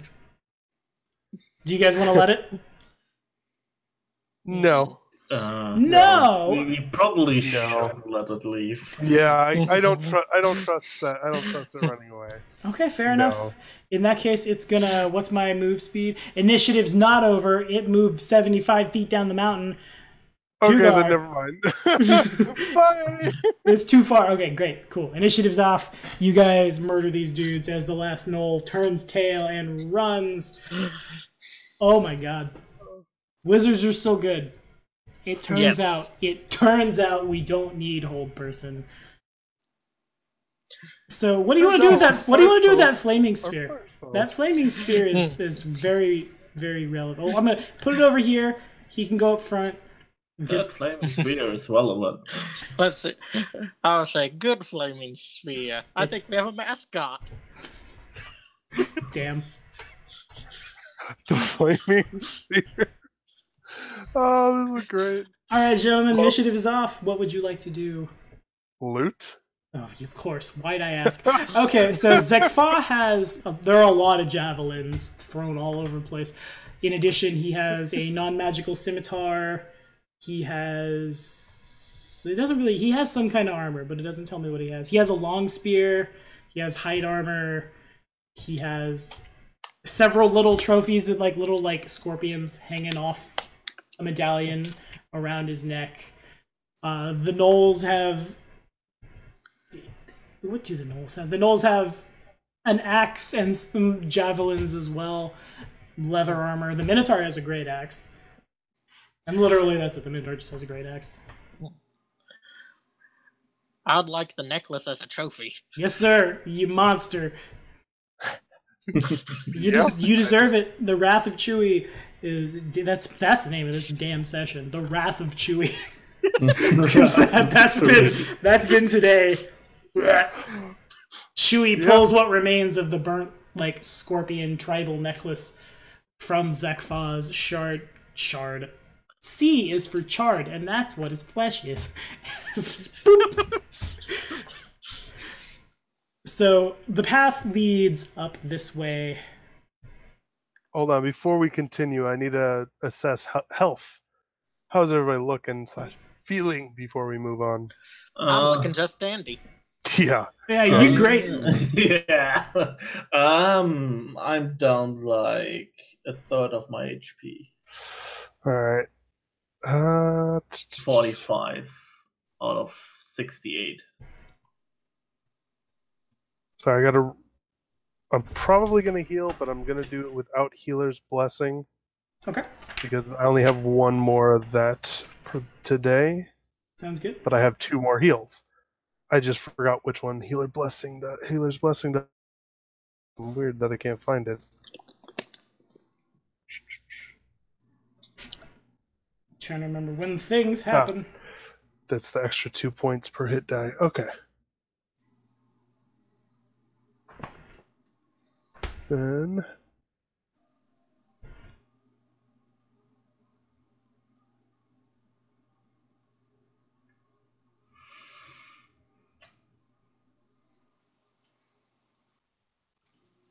Alright, I'm going to do this. Okay. We each heal that, because I take the time, do a full channel. Right. So what that means for somebody watching on Twitch, Elvenhammer1, what that means is heal as in like the spell heal, and you can heighten spells to different levels for different with different effects. So what happens is he's using all 3 of his actions. That's exactly how much I lost. Yeah, I'm talking. He uses all 3 of his actions it's a little bit. I will mute all of you. I am trying to talk on Twitch to people. Shut it. Can you guys even hear me? I'm actually secretly worried that I'm not. Sounds good. Oh my god, I'm not coming through. That's why. Okay, that's... So I'm talking. They can't hear me. Why the hell? Can you guys hear me? Yeah, now we can. Why did I stop? That's so... muted. I wasn't muted. Okay, so now I'm going to try this again. For people watching on Twitch, what happens is our cleric used 3 actions, because healing works differently now. Spend 1 action, it's a touch, 2 actions, range touch, 3 actions, it's channel energy, essentially. And now 1 more powered heal. Now we'll move forward. On we go. You guys should have control of your tokens. I don't know why I died there. That was strange. I don't like to die. Yeah, that was weird. Alrighty. I know this is because the background noise. As you guys make your way up to the tomb, it doesn't necessarily ping in Gerard's mind so much as it pings in Tugar's and Chewy's that it's been like 5.5 days. Right? 3 days of travel here, rest. You guys rested 1 more time, didn't you? Right? You rested right before the Manticore. You guys rested after the hyenas, after the gnolls, and then before the Manticore. Is that right? I don't know about the other 2. After the gnolls and before the Manticore should be the same thing. Yeah. But there was a day of travel there because it was dark because the 4 hours of exploration. Right, okay. So I may screw this up. We may go back and watch this later and everyone will chew me out on YouTube for being wrong, but I'm going to call it 6.5 days have passed. You guys know the Night Heralds are going to arrive around the 9-day mark. All right. As we push into the tomb of Chular Seft, you guys, as you get a little closer, I think Gerard can see it. Yeah, he can just make out... Doopadoo. The mountain ledge narrows significantly, English is hard, before coming to an end below an overhanging shelf of rock, but directly to the east, a door of solid black stone has been set into the mountainside. At one point, the door may have been difficult to notice, but recent damage, you assume from the gnolls, has made the mysterious doorway quite apparent. Huh. I will look at the door and see if I can open it. Okay, sure. Make a perception check. Sure, it's a good thing I have one of those. 24. Okay, so there's a latch concealed at in the rocks at the bottom of the door. It looks like pulling that latch is what will open. Then I will do so. Are you guys coming up? No, don't do it. Wait to see what they do. What? This is bad. I want to say you probably set the trap off now that I've tipped my hand that hard, but I'm not sure. I'm sitting in... The trap is in the bestiary, so I have to, like, jam in here and type in electric latch and search. Let me see if a 24 noticed it. Yay! 24 didn't notice it. Okay, so you do set the trap off. You reach down, and as you grab the latch, make a reflex save. The latch, like, instantly electrifies. It has to be a reflex, not fortitude. It's gotta be a reflex. It hurts. Yeah, reflex really is gonna hurt. That fails. Does that fumble? Oh god. That is probably. Don't die. DC. The DC is 16. It didn't fumble. Okay, so So Jared grabs this, and the trap seems to set off. Like, you open the door, you pull the latch up, that door does open, but here's some damage for you. You take 20 points of damage. 2 of those had to be really high, huh? Yeah, it did. One of them was a 1. One of them was a 1, and the door to the Tomb of Two Lives Theft opens. The sound of stone I'm no longer. grates on I'm stone. not leading. Sugar, you're in front. Yep. Alrighty. Ow. Because I don't want to use my last heal spell, and I can't use Battle Medic, and yeah. That's fair. Well, actually, good idea. Let me use natural healing on you. Alright, sure. I thought you already did use it once.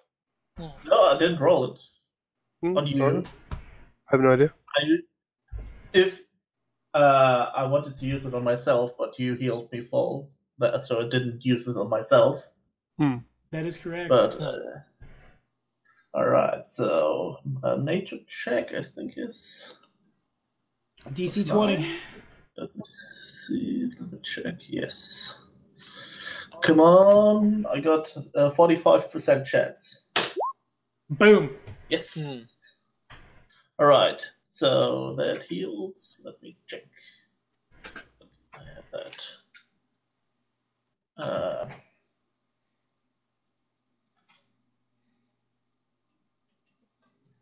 I think it's a D8, but let me check. Or is it a D10? It's a D8. Okay. D8 plus nothing, I think, right? Oh, plus wisdom. D8 plus wisdom. So you regain. Let's see. 8 plus 2. Regain 6 hit points from my natural medicine. Nice, because So basically what happens is he burns himself, and Sugar happens to have, like, an aloe plant. Also, I still have, like, a couple spell slots that I can use for the healing. Fair enough. I can use my useless second level spell slots. I'm in double digits down, but I mean, it's better to heal up now than needing to in combat, right? True. Yeah. All right.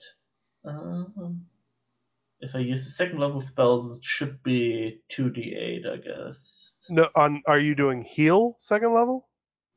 Yeah, I don't think I have any other. That's 3d8 plus your wisdom. Yeah, because if you're using it to heal someone, it's an extra d8. So 3d8 plus 1 plus whiz. So 3d8 plus 3. And then plus your 1 because of the... Oh, you already said that. Yeah. I'm paying attention, I swear. That looks a little better. That heals me up completely. Alrighty, sounds good. Nice. All right. Seems like we are good to go. I got the fireball follow behind us. All right. The flaming spear. The bravest Chewy. He's looking flaming Chewy.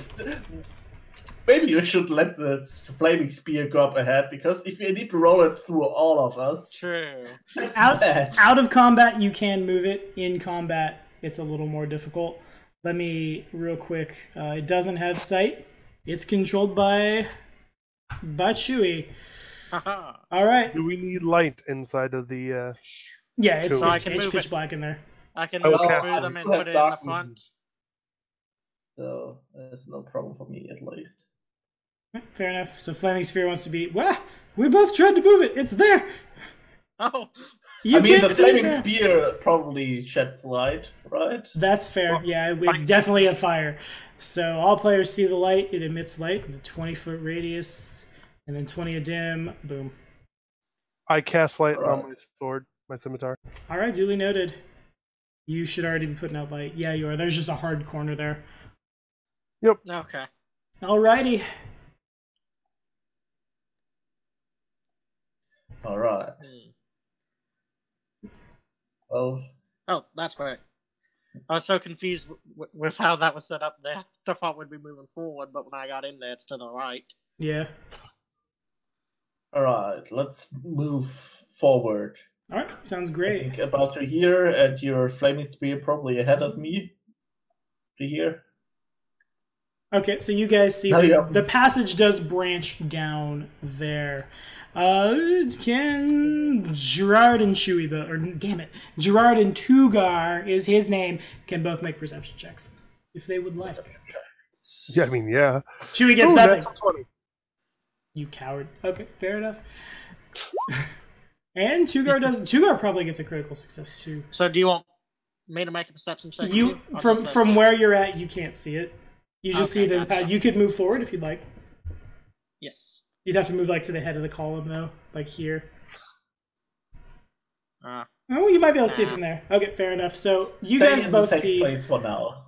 The large cavern that like these like steps go down appears to have been dedicated to water and earth. Basically, a set of rough natural stairs leads down off the main passage of worked stone into a natural chamber with holes piercing the walls of the cave, which allow little rivulets of water to filter into the room and flood the floor.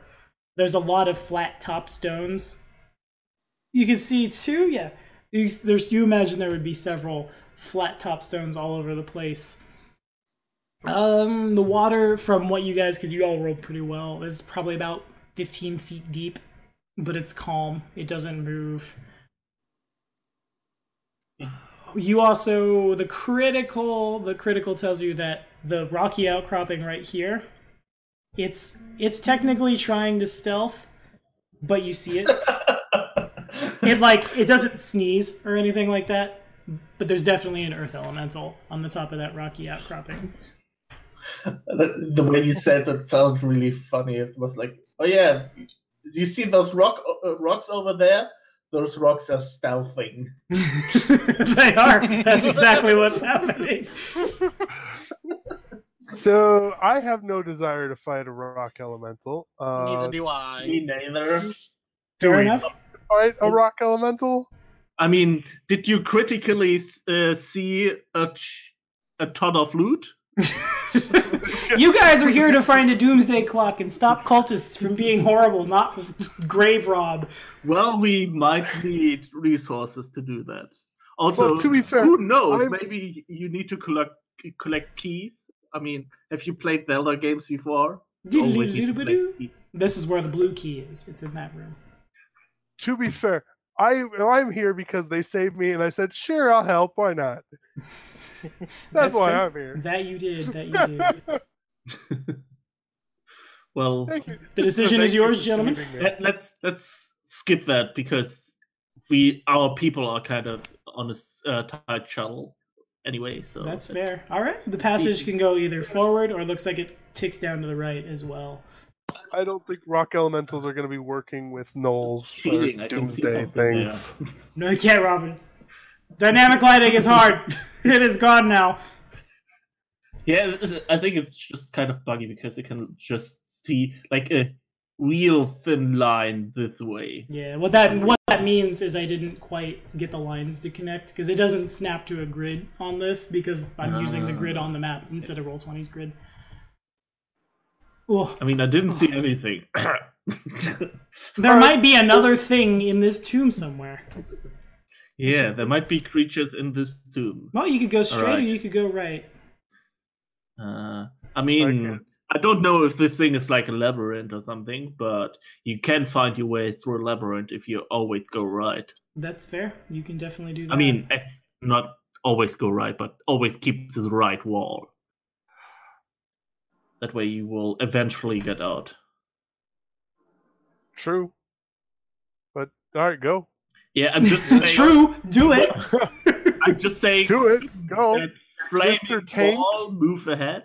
Yeah, Chewy, get that flaming sphere around that corner that you don't have line of sight to just will it to go forward. Hope for the best. I mean, the small children trapped in this tomb for so long. Well, that happens in Assassin's Creed Origins. There's definitely small children in some of those pyramids, and you roll it over, and dead they are. It's over here, Chewy. What? He wants to go that way now. Let him do his thing. He clicks there.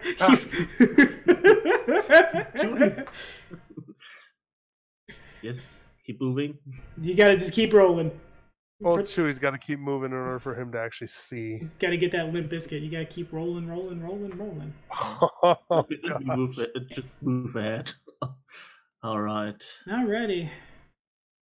Well, that's still more hallways. It looks Everyone like is moving. It looks like there might be. Okay, now you guys can see definitely a perception check from all three of yous. Everybody's close enough to attempt it. 24 from and a 16. All right, Chewy, Slayer of Gnolls. I definitely want to GM for Chewy in a long form game. Maybe just because he's a monster, but okay. So a set of stairs tiled in red and white leads down the hall here.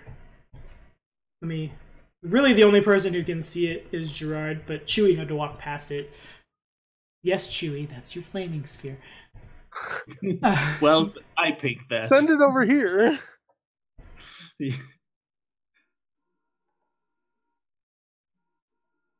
I mean, I don't see it. Can currently see through there. Right. You guys just see red and white stairs going down. Okay. Right, Going down is always good in a tomb. Yeah. Yes. Send it down, Chewy. You said stick to the right wall. Let's stick to the right wall. Okay. Understood. Right. So I'm gonna end up triggering another trap. You usually do. Yeah. Not yet. Chewy, that is a wall. We'll trigger those first. All right, so you guys, as you turn the corner, Gerard, Tugar, and Shiz, you guys crowd into that one square. What's over here, guys? You guys, as you go down the stairs, it gets like noticeably hotter and hotter, and the room looks kind of like fans of Yu Yu Hakusho when I say when Kurabara had to fight Byakuya, and I know a couple people will get that, you three might not, but it's kind of like that room. This chamber seems to have been dedicated to air and fire with a really high domed ceiling and bowl-shaped floor. Small lava flows trickle down from the wall to collect in like a pool at the bottom. I kind of feel like we need to collect a red, a green, a brown, and the blue key. And this is where we get the red key. But before, nope, you go back. A thing has happened. You sit, and you wait. Things are happening. Because I don't know why I hid these is a little beyond me. They are definitely on the people layer, not the me layer. In the lava, as you turn the corner. A lot of people rolled their flame sphere down here. Oh, yes. And I also, technically still have Endure Elements on. Good, because there's a fire elemental, and here's an air elemental. They're going to attack you now. Make perception checks. Hey. We're friendly. We even brought fire. Are you kidding me? That's another thing that changed. Initiative is based off skill checks now. So I've got it. Mo, why is that mic pooping? Chewy, stop your mic pooping. My mic was dying. I was fixing it. Oh, fair. Tugar's got a 12. Chewy just edges him out with a 13, but he thinks his fire shenanigans won't help him here. Dark fire will not avail you. Oh, look, a natural one. He's basically friends with him, right? Yeah, of course. Part of his ration. Absolutely how that works for goblins. We're friends, don't fight me. So it's, I worship. I love fire. Don't fight fire me. in their domains. I love fire. So I gotta move Fire's that. friend. Yeah, keep saying that. See if it's fire is awesome. Don't kill me. Fire's great. Please, the air elemental is offended. So I add that. Boom. Well, air does keep fire going. Yeah, I guess that's why they're together here. And they are going to attack you. The air elemental fooshes up. Well, I gotta do a lot of scrolling to get to it. What's my fly speed? Probably pretty good, right? I'm probably good at that. Yeah, fly of 80 feet. So for the natural one, what happens is as you guys all try to crowd in that square to no avail, it's... Oops. Jared falls forward. The air elemental moves here. Let me see if the fire elemental can get to you. The smoke and lava in this chamber, things are happening and stuff and So that means it would need to. Okay, so what happens is the fire elemental has to swim up, and it can do so. I think I'm gonna say it can because it makes sense. Why else would that convenient road of fire be there for me? So I'm gonna move on up. I keep forgetting. I have a minor one and a lesser the other, and I keep forgetting which is which. Okay, got it. That's relevant. We can do that. So I've got... I hope I can swim in fire. Why can't I swim in fire? Why doesn't it say anything about how I can swim in fire? I'm mad.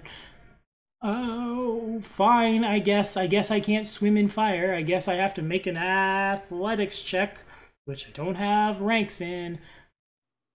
That sucks. Okay, sure. So I'm gonna just roll this dice, and I add a number. Sure. Add things. He's gonna try to climb up, and he discorporates. You get the feeling you're not gonna need to deal with him for around 4 seconds. Meanwhile, the air elemental, unfazed, because I don't think it can understand how phase works. Well, it might be able to. How smart are you, buddy? Are you smart at things? I've never used elementals before. Yeah, no, it's not the brightest. So it's gonna just... It moves up and it gusts at you. You have to gust at me. Yes, I do. I'm gusting at you. Here you go. Boom. 22 to hit. Well, it hits because I'm flat-footed. Aha!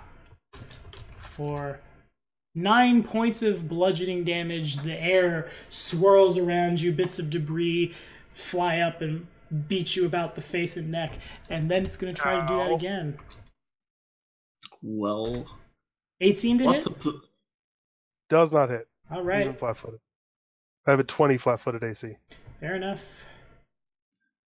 All right, guys. What do you think about backing up? Chewy, it's your initiative. I like the idea of backing away from this. I tried. Well, you can throw out some spells or attacks before moving back. I tried. But that might anger it. I fell into this Ray chamber. of Frosted. True. I want to try frosting it. Okay. You don't have line of sight to either. You would need to be in the room. Because like this, and then from here it goes down into a bowl at the bottom where the fire elemental is.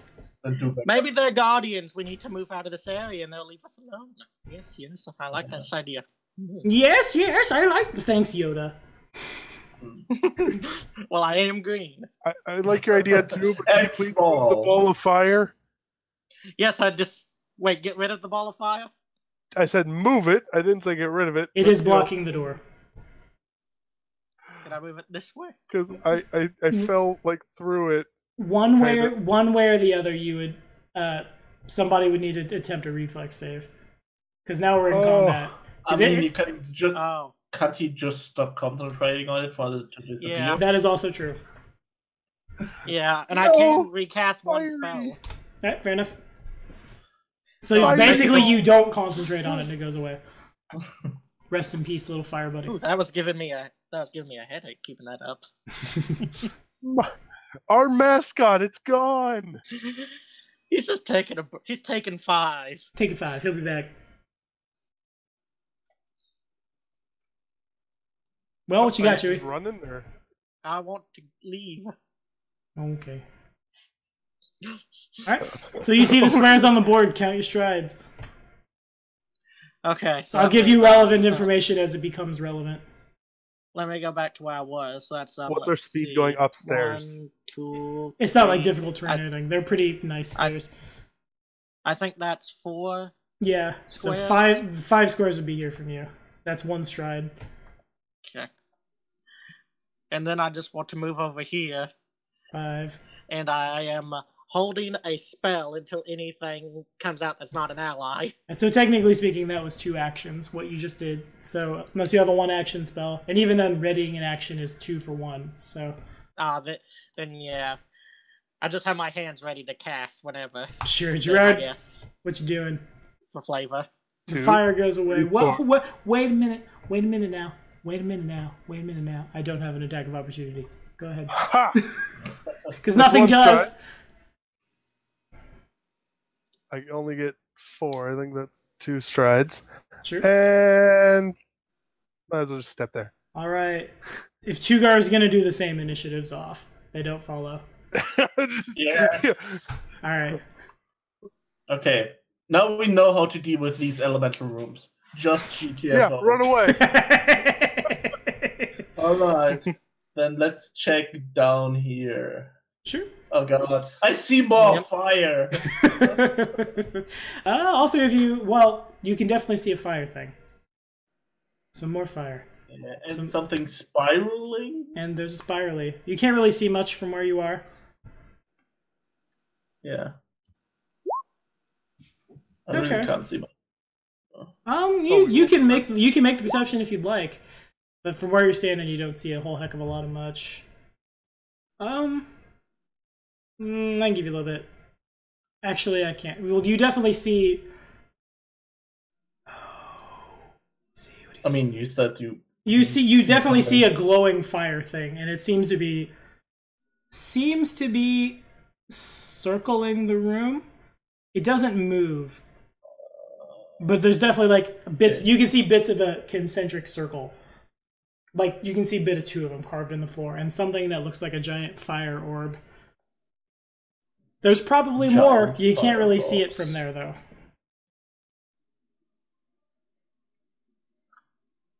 Do we want to have a look into the fiery room? I guess that answers it. Okay, fair enough. So when the trap sets off... No, there's no trap. Yeah, might as well. A straight hallway separates an ornate stone door on the western wall from a circular room to the east. The door has no latch or lock and depicts a sagacious man in relief. He wears a robe and holds a book and quill across his chest. Golden accents inset in the stone give him a sense of majesty, but his eyes are gone, gouged out of the stone and filled with a tarry black paint. The circular room has a low ceiling and 4 concentric circles on the floor around a dais in the center. Each of these circles features a glowing object or phenomenon within its ring. The outermost ring emits an orange flame from a small spout. The next ring has a protrusion, a translucent purple stone that glows faintly. The third ring is inset with a small circular basin that shines with green light from below the water. The innermost ring includes a small vent that pours forth vapor shot through with white light. The dais inside the fourth ring supports a complex device of brass atop a metal pole covered in dials and complex runes. It dawns on everyone that, if Zendarin had showed up today. God dang it, I was right. We need the 4 rooms for the 4 elemental thingy, I think. That is a thing that you may have noticed. Elementals and elemental type apparatuses. God dang it. Let's keep walking around, huh? Sure. Yeah. Let's check all the rooms that we can check. Okay. Well, is there an exit out here? This appears to be right there. Right there is a door. Yeah, it's a big door. I'm looking.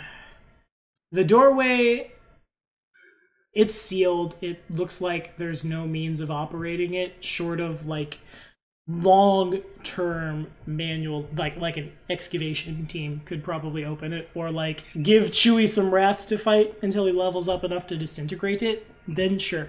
But you guys probably aren't getting that open without spending a lot of time, and you are on a time crunch.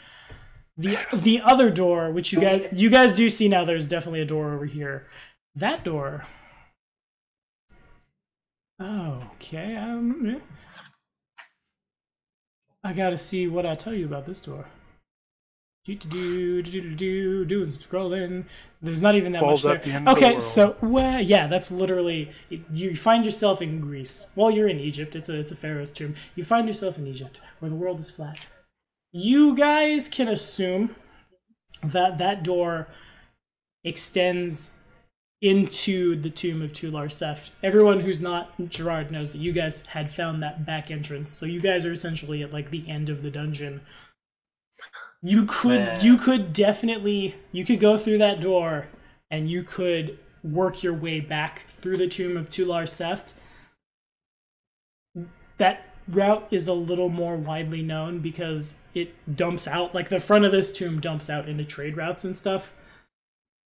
You can expect lots and lots of hard work working your way back, and by now you can assume that the Night Heralds are somewhere on the other side of this door, working their way through whatever's on the other side to get to you. Hey, we can set up traps. Why, yes, you can. We could if any of us knew how to or had traps to set. Ah. Just dig a pit and put something above it. Yeah. You got enough people. Dig a hole, put some leaves on top. Team Rocket blast off the speed of light. I mean, no one will notice on the stone floor. Nah. Why are there leaves here? It'd be fine. Oops. Is there a check that we could possibly make, like maybe perception or religion, to possibly help give us hints about how to fix or open this door over here? Absolutely. All three of you, actually, the knowledge that you guys have comes from three different sources. So nature, arcana, and religion are all three are fine. So is occultism, if someone happens to have occultism trained. I have nature and religion. No, sweet. You did it. So I can roll both? Yeah, sure. Okay. First one was religion. Second one was nature. All right, Chewy. Would you like to come and join your friends in this room? Oh, Chewy's gone. I didn't realize Chewy. Oh, yeah. Where'd Chewy go? It's literally just we're just showing off Anthony's chin. Oh my god, just all over Twitch right now. Yep, turning like that showed a little more. Damn it, Chewy, you coward! Where is the which window capture is he? I don't know. Well, now it went away. Does that mean he's back? Chewy! I don't see him. Now it's your chin again. Oh god, I'm just gonna delete it. Goodbye, chin. Goodbye, chin. I'll bring back Chewy later, maybe. Chewy falls asleep on the spot. He's tired. Oh, little guy. He's just deep in thought because he's like looking at this puzzle, and his wizard smarts are like going crazy with him. It's like, but not crazy enough. This is where his arcana actually makes sense and would help us in some way. Too bad he's dead. So wait, what? He's dead now? Yep, he blows up. Everything is bad for everyone, mostly him. Doing some scrolling. What languages does Gerard speak? I only filled in common. Oh, rough. Feels bad. What's your intelligence score? It's I think it's just a 10. Oh, fair enough. Yeah. So you would have one extra. Well, regardless. I'm looking to stuff.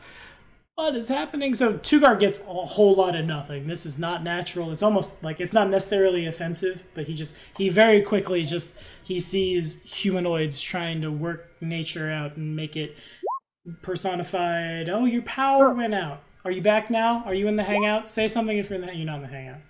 Hang on. Chewy speaks. Hang on. Oh god, what if he's in Kentucky. He's not on like the East Coast where there's a hurricane right now. Oh gosh. I would be sad. Okay, so there's definitely a lot of magical traditions, equations, things of that nature spelled out, and the religion check just quite from a religious standpoint, you don't quite get it. But from a nature standpoint, ironically, Gerard is able to figure out that it looks like a couple. There's a couple of ways you could go with this.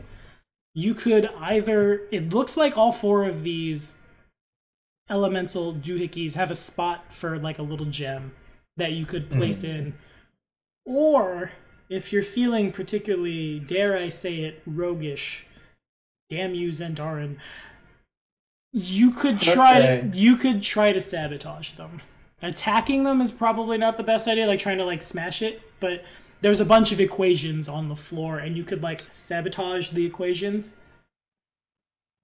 Well, what kind of check would that be? That would be a thievery check.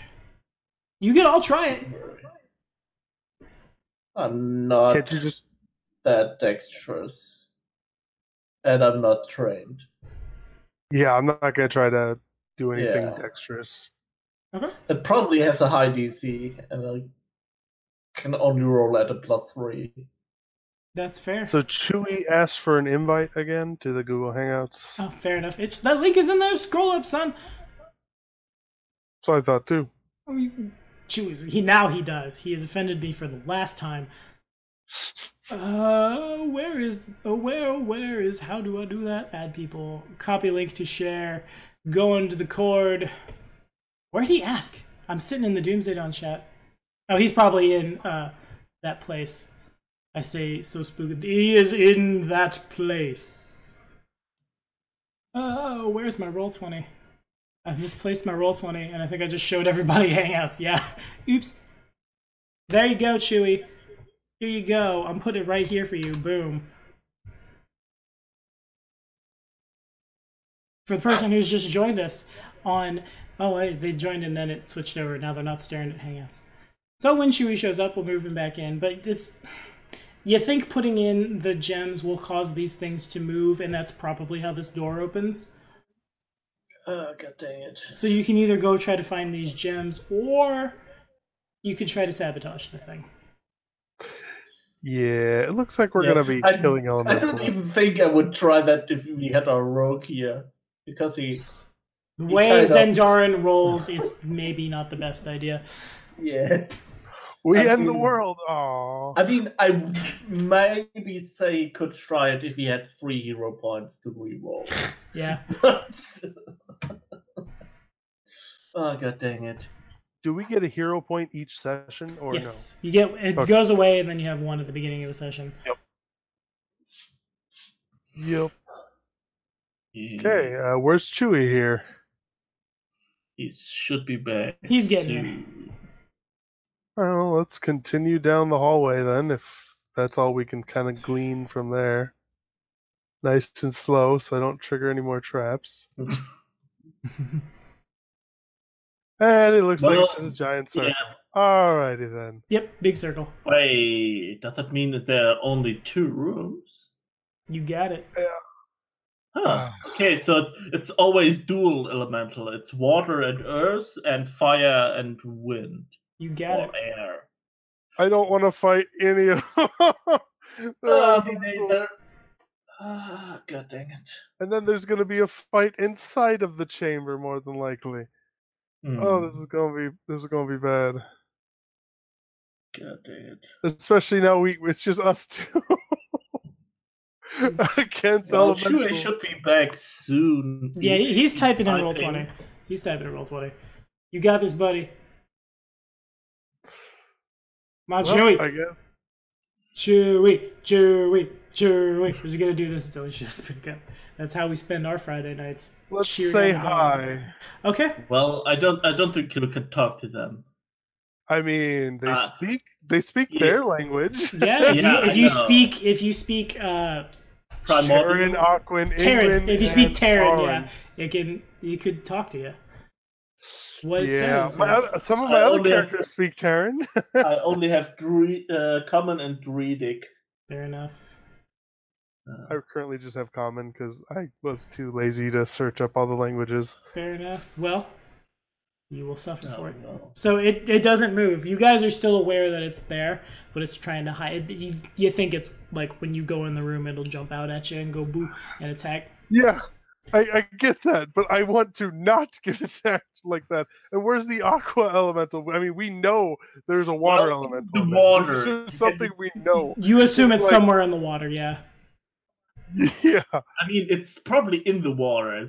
Can we see like a gem in the water, like the size of the hole? Make a perception check. All right. Natural 1. You've determined all of that water is in fact a giant water elemental. I had someone convinced at a natural 1 a long time ago that all of the inner sea was a giant water elemental. It was beautiful. And they were a pirate. It was a wonderful set of games. Best games. All right, Sugar, you smell... That water smells funny. What is that? How does life work? Is this real life? Just fantasy. And there it is. You also notice... you probably get some stuff that you see... Do I notice a gem? As you don't notice a gem. You don't notice a gem. You notice... Okay, it's probably inside those things. It's not working. Damn you, Chewy. The party's gonna wipe now because the wizard didn't show up. Try. He probably needs to try a different email.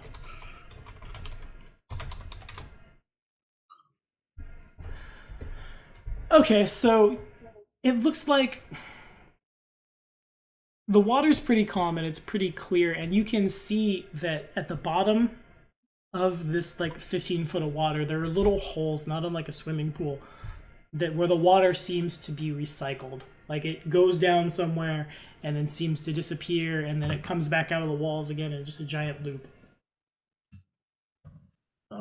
All those outcroppings are about a foot above the water surface, and you'll definitely have to like jump to them or climb them.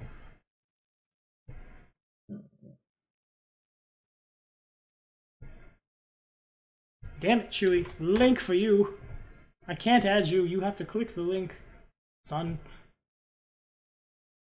Well, Tugar can also tell that the water elemental is like they're both aware of you. They want you to get a little closer before they attack. Yeah, and that's the thing. We don't want to get closer to them to attack. Well, then you can go try to thievery the puzzle. You can try to do it that way. I mean, just because we don't want to do something doesn't mean that we won't do it. It doesn't mean we won't do it.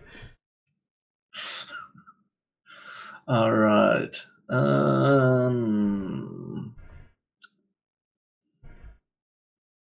I could turn into a shark. You could. We haven't seen shark form yet. As if it's like a movie. Shark form. We go get that air elemental. It conjures up a vortex. It begins to spin. Oh, these ones are large, it looks like, compared to the other ones being small. Yeah, that's fair. Oh, this is not gonna be fun. Yes, it will. Should I do... I think I probably should do frog again. Frogs have a swim speed, too.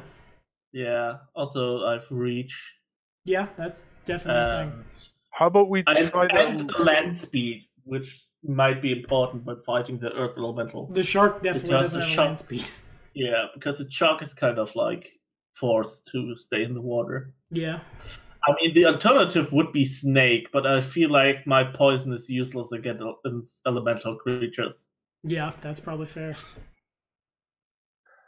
I don't know if rocks have resistance to fire. Yeah, that's what I'm wondering too. But we didn't rest after the Manticore fight, right? No, we did not. Took straight off. Okay, yeah. So I'm out of third level spells. I am not. I still have another fireball. I still have flaming sphere. I also have a burning hands. Oh, flaming sphere. That's just, yeah. That's real good. Oh. I could summon Nature's Ally. Ooh. That might be. That could help us. So I definitely, what I'm thinking now is I definitely need to cast Magic Weapon on my thing and then go over there and just smack them. You could. You're technically within, if you go there, you're within 5 feet of the Earth Elemental. Yeah, and then bring them back, hopefully, and try to get them to get here, and then just wail on them here. Hopefully, try to get them to a funnelish area and just try to hit them right in the entrance, so that they don't both double up and, beat us up from both sides. Seems to make sense. Oh wait, that's third level. I was like, can get a blue shark or a crocodile. Fancy. As much as I like Fireball, I just don't see Fireball working against Water Elemental at all. I can summon an electric eel. That might be fun against the Water Elemental. It might be. It might be. Can also summon method elementals. You guys can make big elementals with small elementals. Arcana checks are good. Nature checks are good. Checks are good. I have nature. I have nature. All right, so that's not too bad at all. The Earth Elemental is well and truly immune to paralysis, poison, being stunned. These guys are definitely both also immune to critical hits and precision damage. The Water Elemental is in fact It's immune. It's not immune to. It resists a little bit of fire, but it's not immune. Imagine like turning it to steam, right? That's good to Do they know. have any weaknesses? They do not. Hey, man, where is my voice going? I have become 14 again. Oh yeah, no. There's some immunities and there's some resistances, but there's no weaknesses. Not on these guys.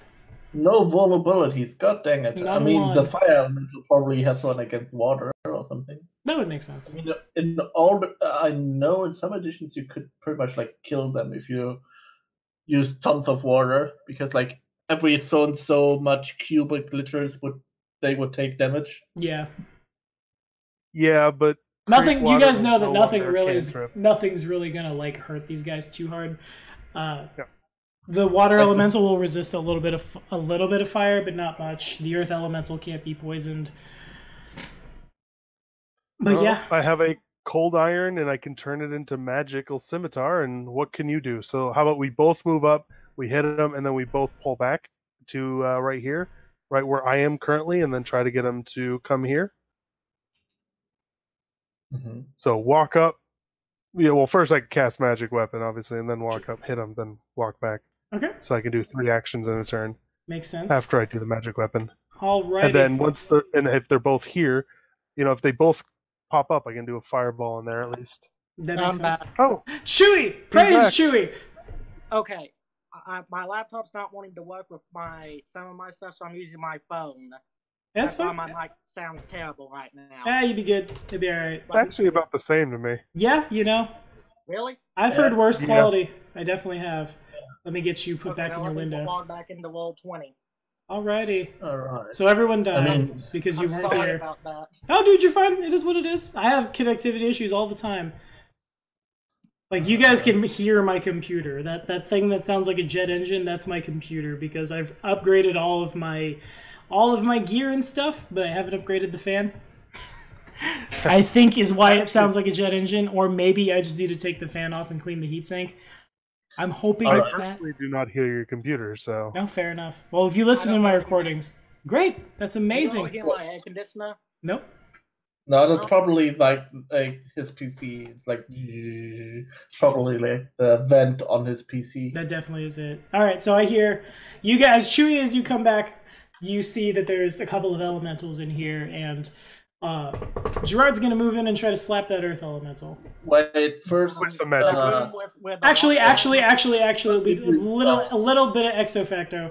Real quick, I'm gonna grab Chewy. I'm gonna move Chewy. The power of Tommy compels you. Make an Arcana, Religion, Occultism, or Nature check. All of them are fine if you have them, or all of them at once. Use your Chewy powers. Okay.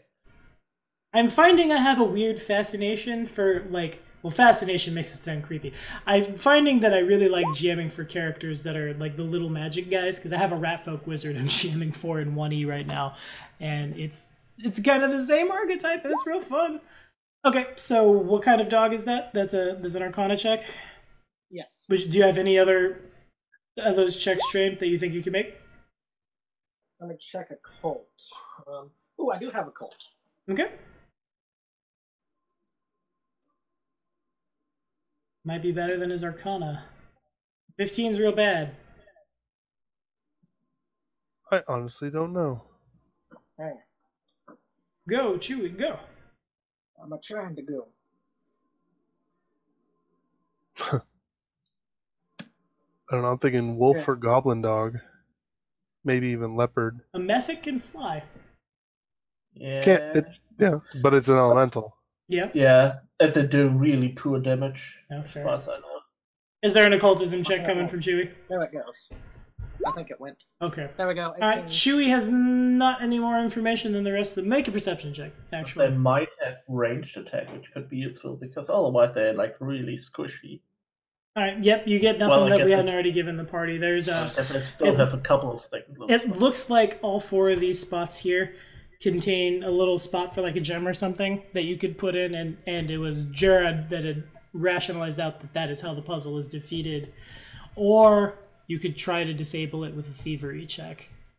I don't have PvP, so I attempted that. Fair enough. Maybe next week when Zendarin shows up, he can just kill this whole puzzle. Anyway, the elementals without rolling a natural one. Yeah. Okay.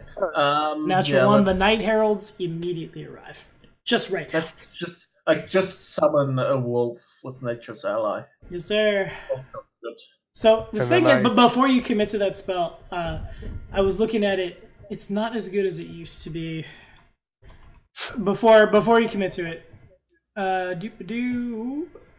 it has the minion trait, so it can only take 2 actions. When you finish casting it, then it can make 2 attacks or 2 actions. On turns after that, you have to concentrate on the spell for it to take those 2 actions. Mm. So it's 1 action to get 2 actions. Right, like having an animal companion. Yeah. Do you still not that bad. Still good? Okay. Because you can use your 3rd action, which is usually not that useful. That's fair. Yeah. Let's grab a token. Right. I will. Where do you want to put it on the board? Right next to me. All right. I have a question. Are we in combat? Not yet. Yeah, we're about to enter combat. Yeah, that's pretty much what we're currently doing. We're like preparing. For example, I will shape change now too, because currently they're waiting for us to get close. Yeah. So. Yeah, I mean, they're more than likely are, but still. Yeah. That wolf is a little too big. I mean, he is hiding from us. Wolf. It's a dire wolf. It is hiding from us. Controlled by Robin, not R. T is for Tugar, and that is his character's name. Yeah. Save changes. All right, you got it. Nice. So, all right, ready to go then? So I can. All right. I will also shape change into frog again. Ribbit. Just so that we are clear on that. Yes, sir. So sounds great. I cast magic weapon. I move up. Okay. And maybe they do so when you get to that square, they are going to rush you. Roll initiative, guys. I figured, but I wanted my attack. Yeah, we all want our attack, including me. Yep. An 11. An 11 from Chewy. A 23 from Tugar.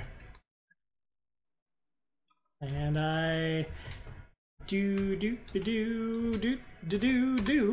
19 from me. Hey, I'm not going first. Gosh. And we got a 22. Nice. Everyone who's not Chewy did so great. All right, Tugar, you're up. They don't have held actions. They're just moving to attack.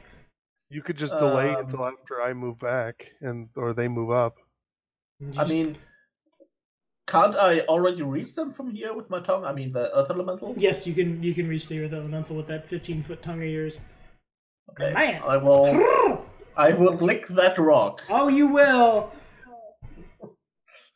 What about your nature's ally is what I'm getting at. His nature's ally will also lick that rock. It natural ones and decides to mark its territory, right where you're licking. It's bad. Bad for everyone. Oh, that's the big one. There's a lot of scrolling because there's a lot of elementals in the playtest. Bestiary. I think that's a... From the second I thought you were about to say there's a lot of elementals in this dungeon. A 20, yeah. Like, okay. There are. You've seen them. Let me scroll through like 20 elementals. La la la la la la la. You hit. 25 hits.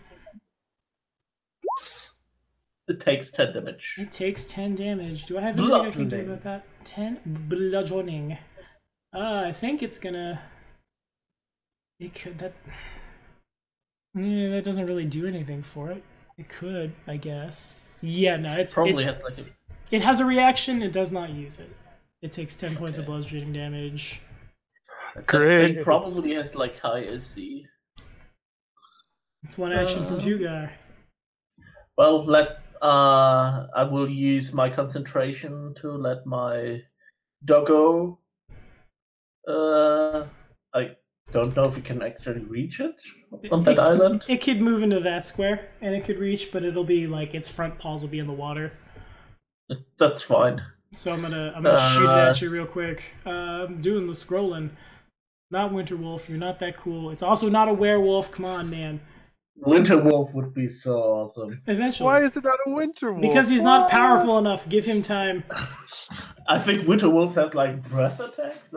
Yeah, they breathe ice. Yeah. There you go. That would have been useful. +7, that's actually not bad. 1d6 +1 plus knockdown, and an extra 1d6 because it's in the reach of 2 of its allies. Tugar's tongue and Gerard's sword. That's actually pretty good. Nope. 11 does not fumble. Alright. That's good that it doesn't fumble. That means I think that was its 2 actions because it moved up and attacked. Yes, sir. So you got one more. That is with this flat-footed, right? Yes. Okay. Wait, I still have one more? I thought moving was 1 and attacking was 1. Oh, I didn't realize you moved. Okay, fair enough. Gerard, what's up? Wait, I still have one more. I will attempt to attack with the +5. Alright, sure. Shall risk it. That hits. You got him. Nice. X11. For a solid amount of damage. Nice. Already 21 damage. Bits of it starting off good so far. Yeah, no, you're doing pretty good. The elemental definitely loses a bit of its mass as it 1/2 gets tongue lashed by Tugar's frog form. Several bits of rock crumble down. I'm like a Pokemon. I'm like a vine thing, whatever. He's on the tongue. Tangela? Vine slash? I don't know. Vine whip. Tangela or lick a tongue? He's vine whip. He's doing the vine whip. Yeah, no. He's a oh god. The Toxicroak is also a Pokemon. It's been a while since I played the Pokemons. Gerard, there's an elemental, and that's what's important today. That is happening.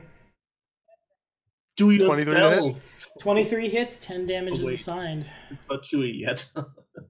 And then I will step back and raise my shield. Okay, understood. My poor doggo has to tank, I guess. Poor doggo. Yeah, it does. Oh, yeah, it does. I'm not smart. I've got 4 intelligence and no wisdom, so I'm going to punch a dog.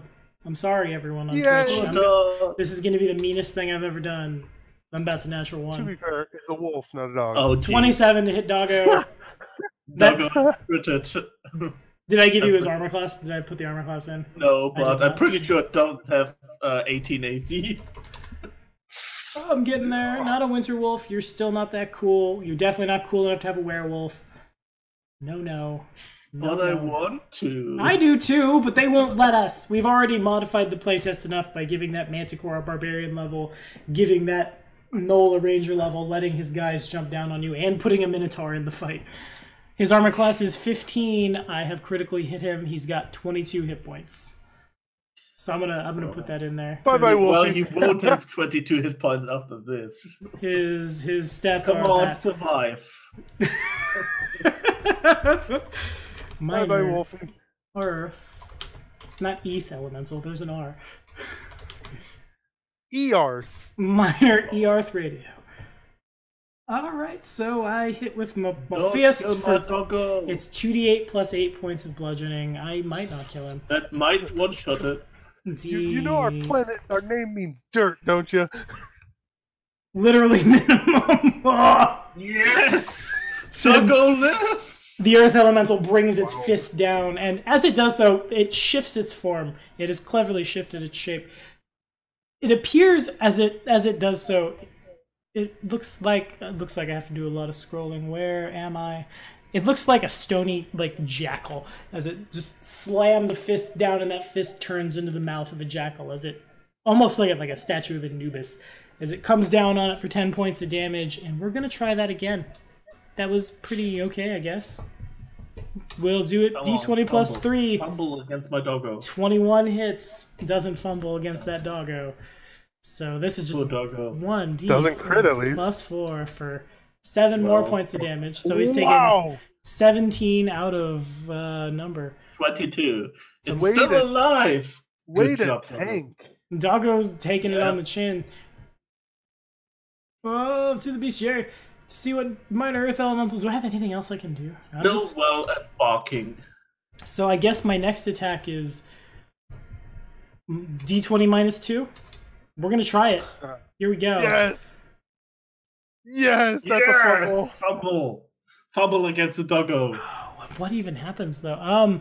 I'm going to It falls into the water and drowns. It falls into the water, and you can see as it falls into the water, it gets really sluggish because it's no longer touching solid ground. It's just kind of floating there. Speaking of floating there, the water elemental. Whip! Rocks float? What? It's earth elementals. The water is also strange. There are things happening that you don't know about. We're gonna die! The water elemental takes the shape of a wide-mouthed fish made from foam and water. So just a giant fish jumps out. And this one does look a little stronger than the... Man, there's so much scrolling. That's the only thing I don't like about this part of the playtest right now, is nothing is in a good place. Water elemental is stronger than the earth elemental. The water elemental is a little... Blasphemy. A little bigger. Actually, there is a minor fix. A little bigger. It's as big as all the water here. It is all of water. It owns all the water. Of the water. Oh man, they can extinguish all fires within 5 feet, but that flaming sphere is gone. Everything is horrible. Alrighty, here we go. First attack. We should bring that along to fight against the fire elemental. 27 crits that doggo. 4d8. I mean, who cares? That doggo would be dead anyway. For 34 points of damage. Even if you rolled minimal damage, it would be dead. Second attack targets Gerard because it can reach him. God damn, that doggo tanked real good. It did everything it needed to. Boom. That did exactly what I was hoping for. 16 to hit. Oh, that's so close to a fumble. Oh, 2 points away from a fumble. And this one's gonna... It knows nothing but the art of the attack. 20 to hit Tugar. That doesn't hit. Damn it. Fuck. Alright, Chewy. This giant fish thing comes up and just like a wave of water goes over these rough stairs. The dog is swept away and there's and then it dies horribly, and I've hurt the hearts of everyone. Gerard has his shield up, doesn't take any damage. Tugar just kind of rolls with it. The Chewy's gone again. Chewy! Now we're looking at Anthony's chin again. I don't ever notice it. Damn it! Because that's where Hangouts takes it. When where OBS takes it, where the window that's cut out where he exists goes away. It's like just your chin. Fine, Chewy. It's Tugar's turn. Chewy falls asleep. Chewy's tired. No. We need him. That Earth Elemental doesn't look very good. It's pretty beat up. Got tongued real hard. Yeah, it did. Twice even. It's having a good night.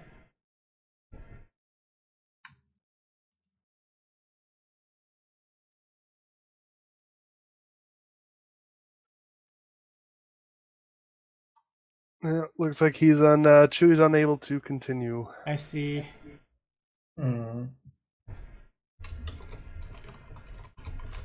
I won't target you.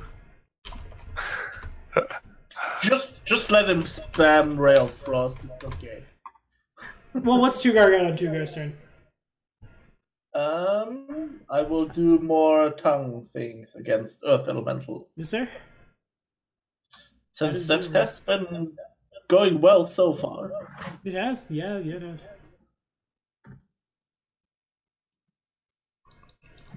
I don't mean to move my tongue like that in response to what's happening.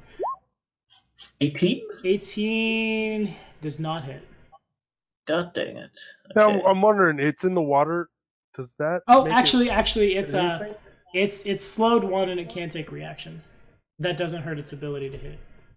Gotcha. So, or its AC rather. It just has a bonus action. Yeah, let's risk it. I only have a 25% chance to fumble. Living the dream. 10. Barely. Doesn't fumble. Doesn't fumble. Really? Oh, jeez. I thought it has 20 AC. It does not. Oh, jeez. Alright.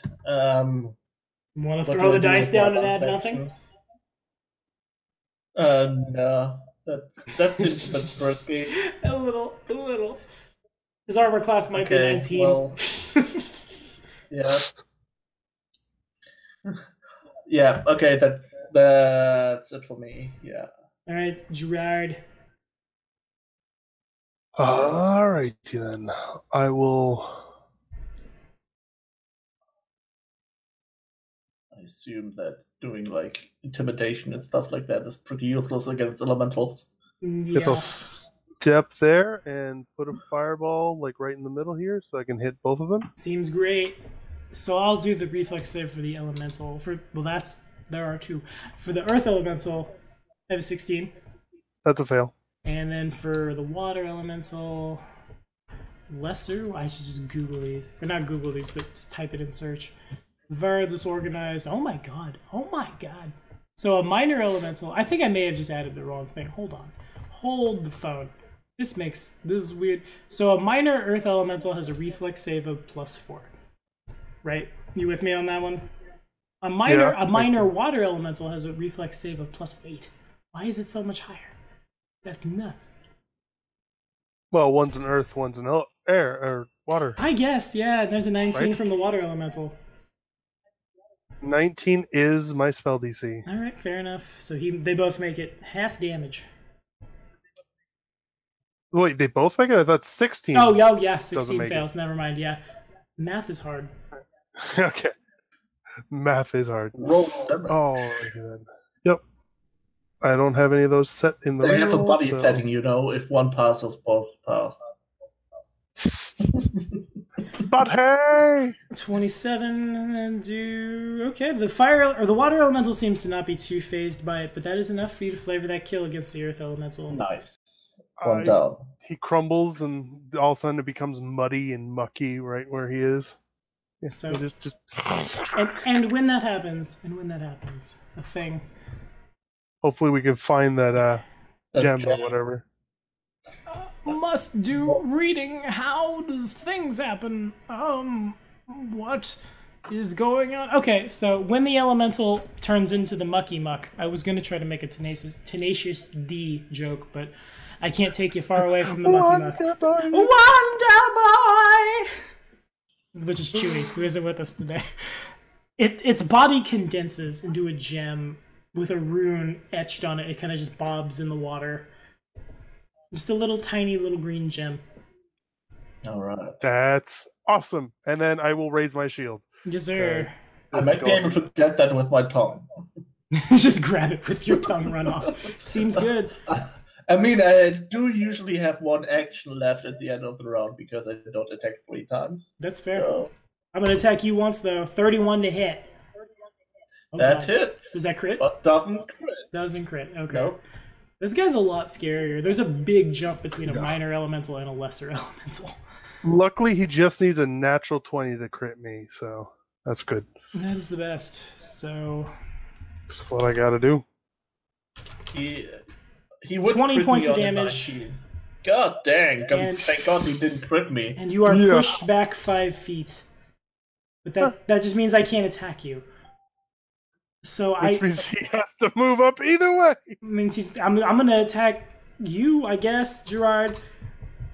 I'm not smart. I thought I was out of range. You are.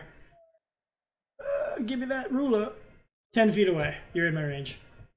All right. Reach I have. 19 to hit. Nope, does not hit. He has 10 feet reach. He does. I have 15 feet reach. Nice. 13 to hit. That's a critical fumble. And so what happens is the wave of water, the fish comes out of the water and it like expands. The fords of, I can't think of the name of the ford from Fellowship. I'll find my nerd card and I'll turn it in because I'm failing everyone now. But it like the water pushes over you guys and Chugar is bludgeoned and pushed back, but Gerard gets his shield up, and in the process of this little gem is pushed directly into Gerard's hand. Chewy's asleep. I have no open hand. It lands there. It's pierced on the sword and breaks. You die. Haha. No. You know what happens? Actually, I was gonna say it goes to Tugar. It lands on Tugar's little frog head, and it's his turn now. Nice. I will do froggy things. Oh, good. I was hoping you would. Good, because you can hit from a distance. Oh, you can. That's questionable. It does not hit. All right, Might let's be able to hit from a distance. He tries. Let's risk it. That hits. Yes, risking is worth it. Oh, it always is. 10 points of damage. Duly noted. It takes 10 points of damage. Seems mostly fine. And I feel refreshed because I got water in my mouth. Yeah. I'm like,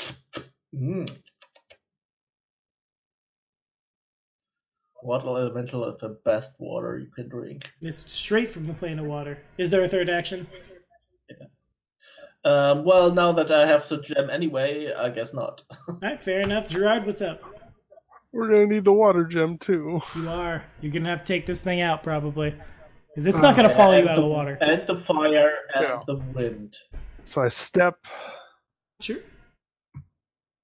Magic-y. Oh, nice. Max damage. Ooh, nice. A 20 does hit exactly. it. Oh, wait. Oh, no, not max damage. But one of the two rolled max. Duly noted. 32 is how much damage I have. Okay. I will raise my shield instead of going forceful. That is probably wise. For now, it will. Yeah. It's gonna attack you. You're in its Because face. that thing deals a lot of damage. 21 to hit. Does not hit me. Thank gosh. Second attack, 27 to hit. That does hit. Yes, I did it. And it deals a lot of damage. Or Yeah, but luckily I'm at I had 58 health. I have 9 damage already because of the wind elemental that just hit me. it just hit you. Just hit me. All right, here we go. So it's So mean. 11 points of damage. Okay.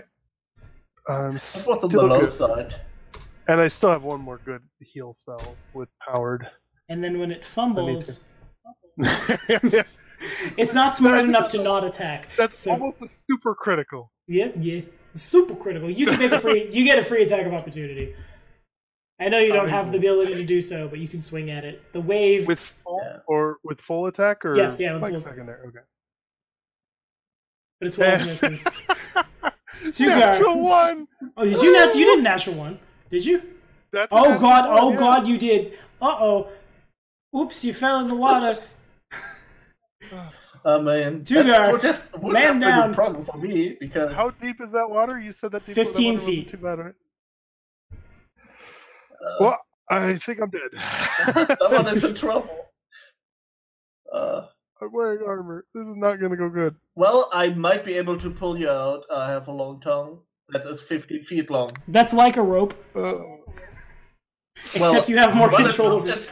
it's like my arm, so I might be able to pull That's him out. like a rope Pretty arm. strong. Yeah. That's probably also what I will do. I think I will move up and stick my 15 feet tongue down into the water to try to pull up the drowning cleric. Alrighty. Wait, I'm not on the bottom of the water yet. You're sinking. just You, started. you hit. You're thinking. I stink right away. Great. So, make an athletics check, Tugar. Yeah. Can I do a reflex save so I don't hopefully fall into the water? Sue. You natural one. A 14 is Yeah. enough. You start pulling, but as you pull Gerard up, the water elemental takes its reaction. Oh god. I Actually, need- you have fighter levels? Yeah, haha. The water elemental, as you pull up, it begins to, like, a current of water appears betwixt it and this vortex that seems to be swirling around it, which means the triggering creature is Tugar. Tugar, make another athletics check. Alright. 19? That's just, it's even that's better. just enough. You pull him out of Yes. the water. It takes a lot of effort. You struggle. You almost don't get him up. But then he's coughing and spluttering and prone. Okay. You're Human not hands. drowning, that's important. That's, the best. Uh, One more action, I believe. well, Alright, then let's see if we can hit it. Not Nope. so much. All right, prone Gerard. Alright. I will stand up and Alright. and then I will attack it. Sounds good. As long as I should be in range. Yeah. 25 hits. Well, at least that's 7 is some damage. Man. some. I gotta say, these animal forms have been pretty awesome so far. They are, yeah. And then I'll raise my shield again. Okay. And the Keep bad guy... shield up, even though he's probably going to attack Tugar. Angry at Tugar. 21 to hit Tugar. Nope. Angry at Tugar. 22 to hit Tugar. Yes. Ah, yes. Good day. Oh, damn it. The slash. That's not how it works. Yes, it is. Don't tell me how things work. 18 damage. You're pushed back 5 feet. You go there. And I'm gonna attack. I have a stupid elemental. A big ol' stupid elemental. 15 to hit, targeting Gerard this time. Nope, almost fumbled. Alright, nope. Sugar.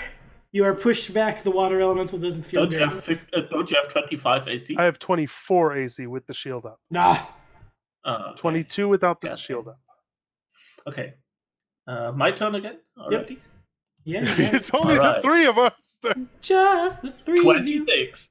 Yeah, you got him. It's immune to crits, but that wouldn't have crit anyway. But 9 points of damage. Gotcha. Alright, and let's try again. Let's risk those fumbles. That's a fumble. That is, yeah, it is.